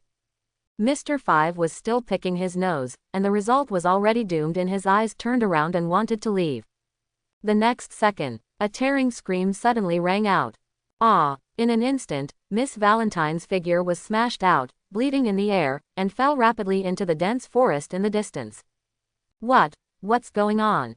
Mr. Five was shocked and turned around to stare at the figure slowly emerging from the smoke and dust. He looked more serious than ever before. As a partner, he knew Miss Valentine's strength very well. She could kill him instantly in the face of a 10,000-pound fall. I'm afraid her strength must be terrifying. Who is it? Equilem was stunned. He didn't expect that the second in command of the Straw Hat Pirates, Beos, would rescue them. Moreover, he could easily block the fall of Wan Jin and kill the senior agent, Miss Valentine, in seconds. Hey, how can I let you execute my prey at will? Beos stretched out his hand and patted the dust on his body, and said lazily. Dare to attack my partner Miss Valentine. Accept my art. Explode. Hearing Benos's ridicule, Mr. Five Booger Man didn't care about the opponent's strength. He stretched out his finger to dig out a bigger booger and wanted to flick it towards Benos. So disgusting. This kind of thing must not be touched. When Benos saw Mr. Five picking out the booger, his face was full of disgust, and his eyes became sharp instantly. Buzz. A conqueror's pressure was precisely shrouded by the Booger Man. Boom boom. The Booger Man, who had a ferocious face, foamed at the mouth, rolled his eyes, and fell to the ground without any consciousness. Bang. Benos did not show any mercy to this disgusting guy. He raised his big foot and stomped on the Booger Man's heart. Crack, crack, crack. Boom. Under the powerful force, the entire ground collapsed in an instant, and the disgusting Booger Man fell. Finally, these troublesome things have been completely solved. No one should disturb you from sleeping late next. Benos reached out and wiped the non-existent sweat from his forehead, saying lightly. You are still planning to sleep in this situation. Zoro's mouth twitched suddenly, and he roared at Benos. And what about these two guys? As he said, Zoro pointed to the unconscious Equilem and Vivi, but saw that Benos didn't want to care. Forget it. I'll wake Luffy up with a hammer and let him deal with it. Venting his anger on Luffy, who was still lying on the ground and snoring, he was speechless in the face of a lazy person like Benos. Hey, Luffy, wake up. Bang bang. Luffy, who was hit by 2 hammers by Zoro, stretched his waist and slowly opened his eyes. What's going on? Why does my head hurt so much? It's like I was hit. Zoro, do you know who did it? Zoro. At this time, the door of the private room behind him was also opened. Sanji, Usopp, and Nami looked at the dilapidated surroundings and the villagers lying down with sleepy faces. Inquired in confusion. Luffy, Benos, Zoro, what are you 3 doing up at night? And what's going on with these villagers? Looking at Luffy and the others who looked confused, and then looking at Benos who didn't want to bother with his sleepiness, Zoro sighed helplessly and told what had just happened. That's what happened. Luffy suddenly realized and said with a smile. Oh, so they are not villagers here, no wonder I sensed a strong aura from them before.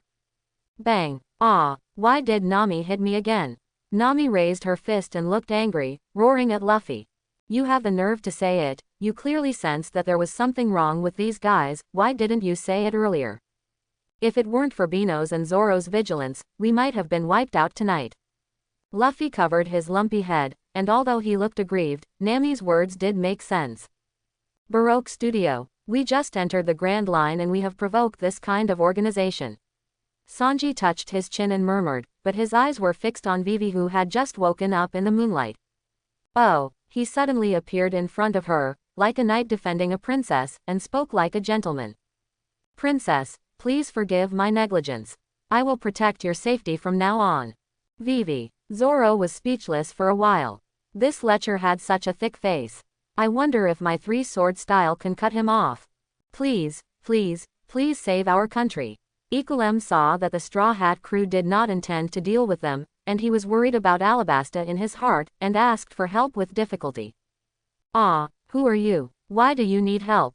Although Luffy knew a little about Baroque Studio and the bounty hunters lying in front of him, what country was that? He was full of confusion. I am Alabasta. Ikaram smiled bitterly and stopped hiding the truth. He told the story of why they sneaked into the Baroque Studio. And how Crocodile, one of the 7 warlords of the sea, overthrew the entire country of Alabasta. What? Crocodile, one of the 7 warlords of the sea. Hearing this name, Nami and Usopp were shocked. After all, the 7 warlords of the sea were famous throughout the sea. And I heard that those who could become Shichibukai were all powerful pirates on the sea. Zoro beside him couldn't help but frown. After all, Hawkeye Mihawk was also one of the 7 warlords of the sea. Although the current Straw Hat pirates are no longer as powerful as they used to be, facing the existence of the world's #1 swordsman Hawkeye Mihawk, who is also a Shichibukai, their strength should not be underestimated. And they heard that Shichibukai were recognized by the world government and could roam the sea openly. Who cares about Shichibukai? Hearing Ikaram, Vivi and his country were in dire straits, while Luffy was filled with righteous indignation and didn't care about the other party's background. After all, who can compare to Monkey D? Luffy in terms of background. Stealing other people's countries, blaming all the crimes on the original king, and hunting down kilometers. Such a hateful guy, I will beat him up. Usopp covered his face with his hands, looking helpless, thinking, Luffy is too arbitrary, believing everything he says. He didn't even look at who the other party is. He is the same 7 warlords of the sea as the world's #1 swordsman, Hawkeye Mihawk. Hey, Luffy, don't make a decision so quickly, okay? We just entered the Grand Line and we're already fighting with Shichibukai, isn't that too irrational? Sanji, Zoro, what do you think? Sanji lit a cigarette, looked down at Princess Vivi, who looked aggrieved, and the Knight of Justice's heart was bursting. He said lightly, 7 warlords of the sea. It's a stumbling block. Zoro grinned, his right hand on the 3 swords at his waist, and his inner fighting spirit slowly rose. The same level as Hawkeye. Hearing the two's response, Usopp suddenly became anxious. He thought he wanted Sanji and Zoro to persuade Luffy, but he didn't know that it was not only useless but also counterproductive. Hey, Sanji, Zoro, what are you doing? The other party is at the same level as Hawkeye, don't make a decision so quickly, okay? Beos, who had never spoken, scratched the back of his head and said awkwardly. Well, when I just dealt with these guys, I seemed to find that the communication Den Mushi on them was in communication. After saying this, Usopp, who was still trying to struggle to stop Luffy and others from being impulsive, was immediately deflated. It seems that the next thing to do with the 7 warlords of the sea is inevitable. Equilem and Vivi are also waiting for the answer of the Straw Hat crew. Although the Straw Hat crew is very strong, the other party is one of the 7 warlords of the sea. They are not sure about this request. I've decided, I want to beat up that guy called Crocodile. After a long silence, Luffy looked serious and said in a deep voice. Hearing this result, Nami and Usopp had no choice but to hold their faces and had no objections. After all, the captain of this ship is Luffy. But as the financial power of the Straw Hat Pirates, Nami would never do a loss-making business. After a round of bargaining, he finally reached an agreement with Princess Vivi that 200 million Baileys would be the reward. Zoro's mouth curled up slightly, and his eyes were filled with fighting spirit. It seems not bad to use Shichibukai as a whetstone for training. Beos smiled faintly. It was just right that after sailing all the way here, a decent enemy finally appeared, except for Mihawk. Since the captain has decided, let's change course and go to Alabasta. Beos thought of the original story, where Straw Hat crew met the arrogant Ace, and he was a little impatient. Wait, we are now being hunted by the entire Baroque studio. For the safety of Princess Vivi, I will be the first bait, and those guys will be lured. Equilem stood up despite the injuries on his body. first bowed deeply to the Straw Hat crew to express his gratitude and then said seriously. Luring the enemy. No need. No. For Princess Vivi and Abelastor, I have to do this. Sanji said calmly, but Equilem insisted on his decision again and again, and the Straw Hat crew couldn't help but look up to the old man.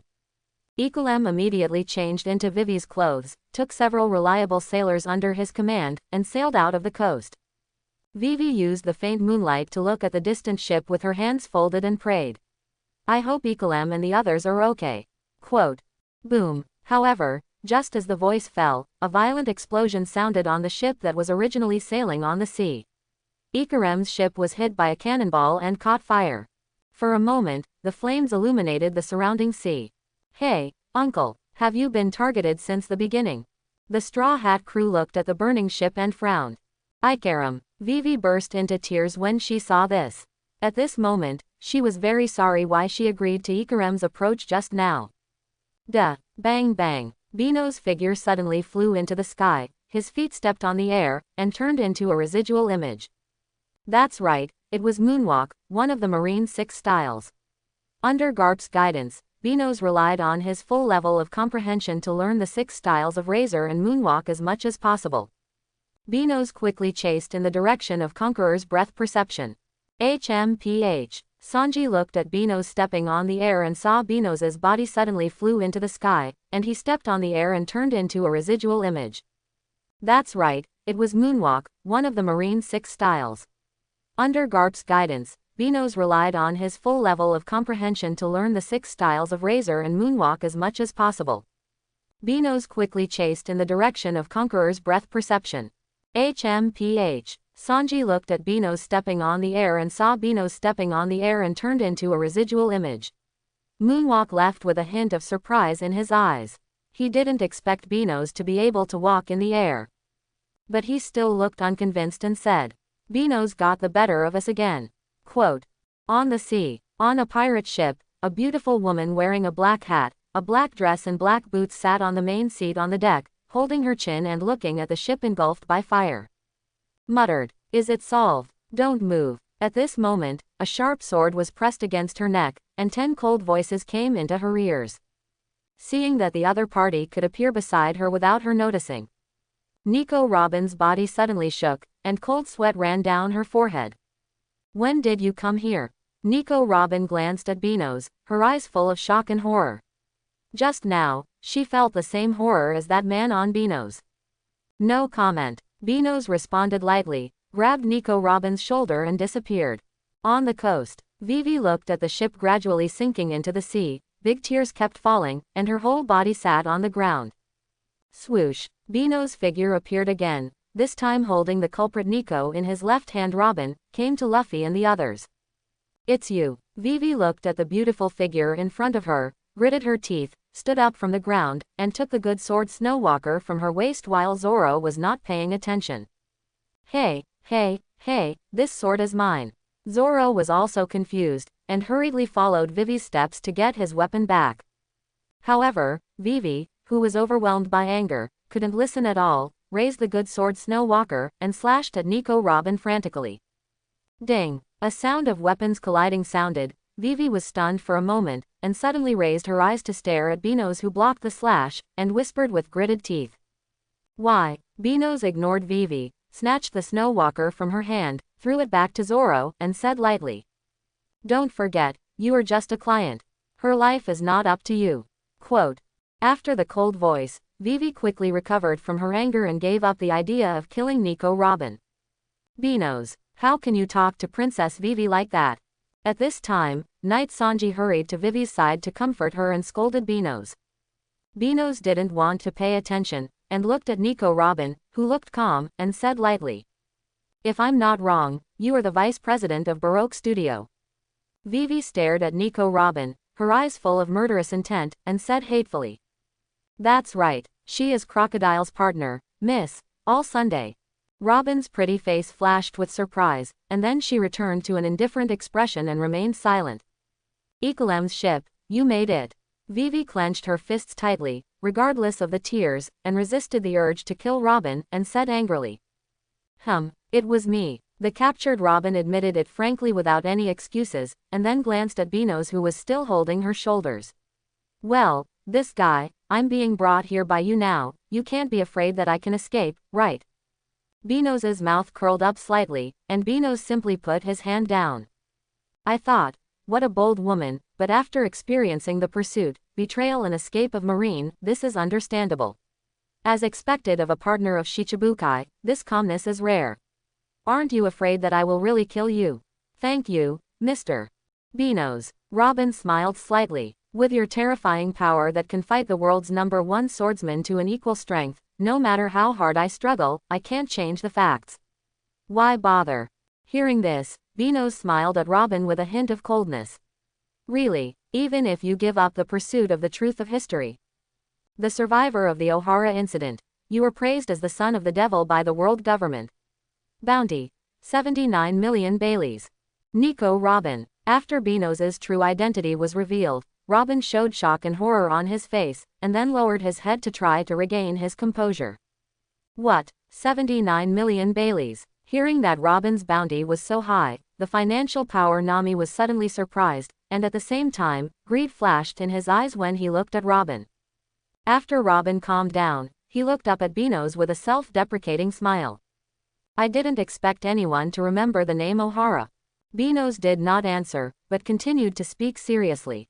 Do you know the D clan?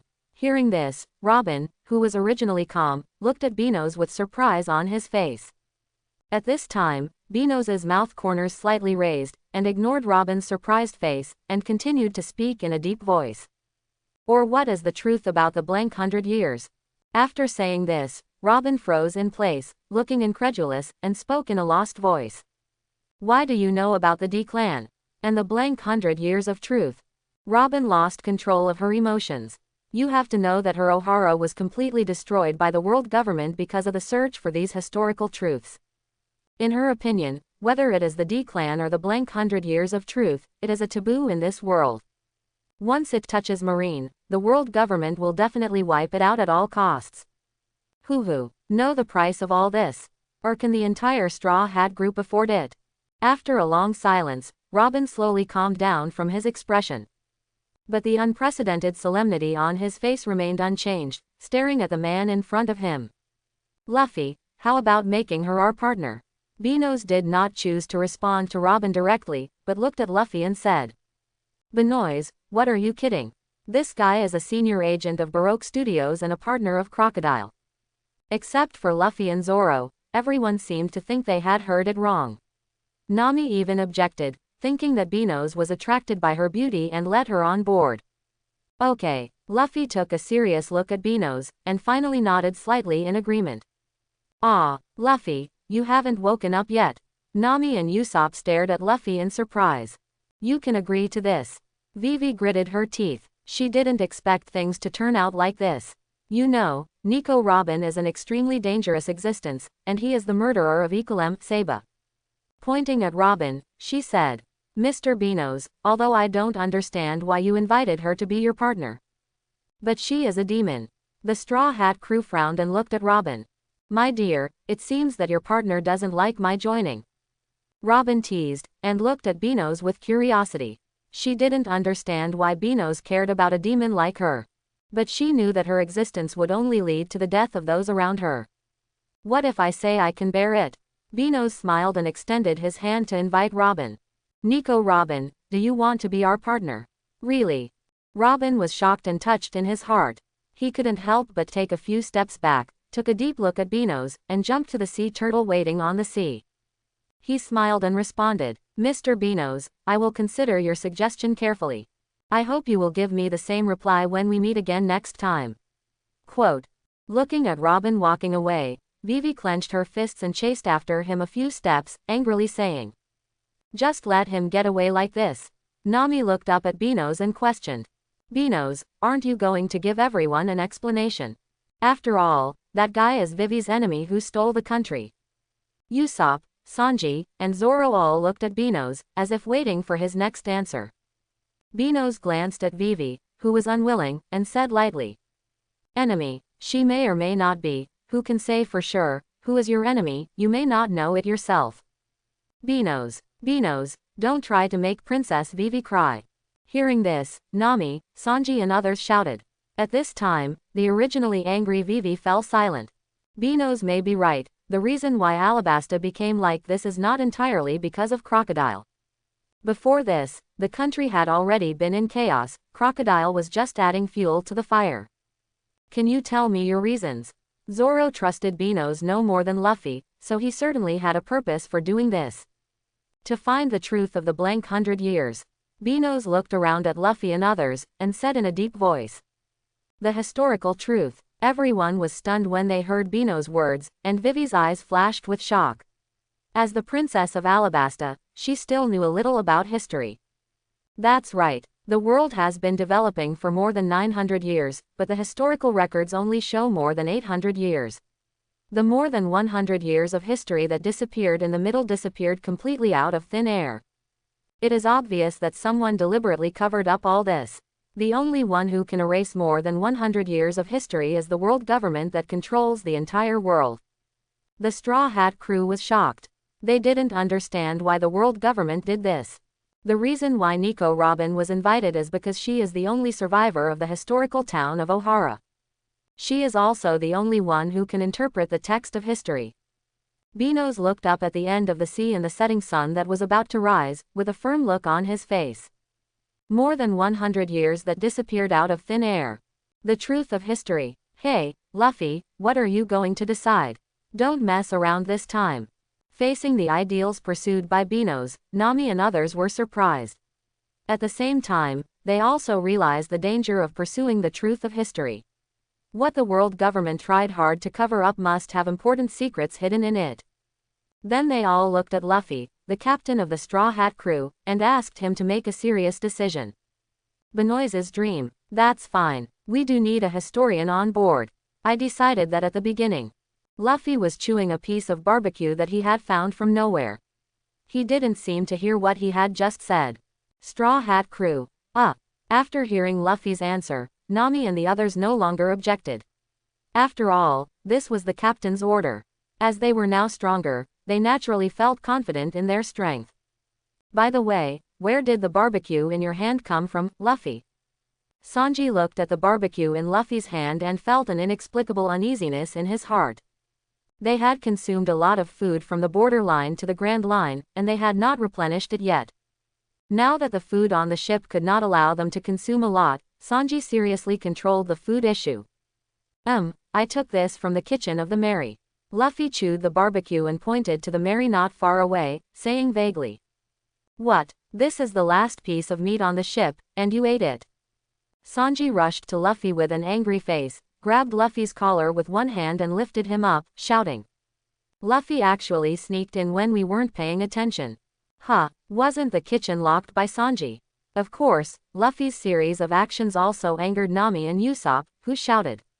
Luffy, I pried it open. Straw Hat crew, how about we change the captain? Benos looked at the quarrel of several people and was helpless, thinking, oh. It seems that I have to find a seastone handcuff next time. Asked Vivi, how long will it take to reach the next island? About 3 days. If the wind direction is right, maybe we can reach it in 2 days. Vivi was also helpless. Now that everything on the boat had been eaten, how could they survive for 2 or 3 days on the sea? Thinking of this, Vivi felt a little regretful. Isn't there a ready-made one? Roast it, and we should be able to survive until the next island. Just when everyone was frowning, Zoro grabbed the running fast that was dangling in front of him, grinned, and said. Haha. The running fast that was caught by Zoro trembled all over, flapping his wings to break free. No, running fast is my partner. Seeing this, Vivi quickly snatched running fast from Zoro's hand and held it tightly in her arms. What a pity, but when I can't help it, I'll roast it. Sanji touched his chin, looking at the running fast in Vivi's arms with his eyes, and he had already thought of dozens of cooking methods in his heart. Luffy and Usopp also stared at Pau de Coué, swallowing saliva from the corners of their mouths. Vivi looked at Luffy and the others' cannibalistic appearance, and was so scared that she quickly picked up Pau de Coué and ran towards the Mary. What are you going to do? Don't come over. Benos looked at Luffy, Sanji, and Zoro chasing behind him and shook his head slightly, then turned to Nami and Usopp and said seriously. Nami, you are responsible for the course, Usopp, you control the rudder, and the rest is up to me. After saying that, Beos didn't wait for the two to react, and his figure swept to the stern of the Mary, and stretched out his hand to the handle of the big sword lay Yudao at his waist. Although Nami and Usopp didn't understand what Beos was going to do, they nodded to each other, came to their respective positions, and started the Mary to go out to sea in the direction of sailing. At some point, Luffy sat in the captain's exclusive position at the bow, grinned, and shouted. Let's set sail. Zero, holding Vivi, who was running fast, his face was full of confusion. Buzz. The thunder in Benos's hand made a sound of sword, and the blade swung down, and the fierce flash broke through the air and slashed towards the sea below. Jung. In an instant, the sea was turbulent, and under the powerful recoil, the Mary rushed out like a wild horse. In just a moment, the Mary was thousands of meters away. Vivi and the running fast held the guardrail tightly, fearing that they would be thrown out. Is this the man who was rewarded with 4 billion Baileys by Marine? He actually cut the sea and used the recoil to speed up the speed of the ship. Far away in Alabasta, the headquarters of Barrow Studio. In a dim room, in front of the calendar desk, a man with a big back hair, wearing a black fur coat, a long scar on his face, and a cigar in the corner of his mouth. In his left hand is a golden hook, and the man who looks like a gangster is listening to the report of his subordinates. Boss, this is what happened. The subordinates are full of fear and horror, and they carefully tell the story. Crocodile reached out and tapped the ash of his cigar, looking down at the Straw Hat crew bounty list on the table with an expressionless face. He said indifferently, is it messed up? The Straw Hat Pirates are a group that has been making a lot of noise on the sea recently. I hope everyone will support it and subscribe more.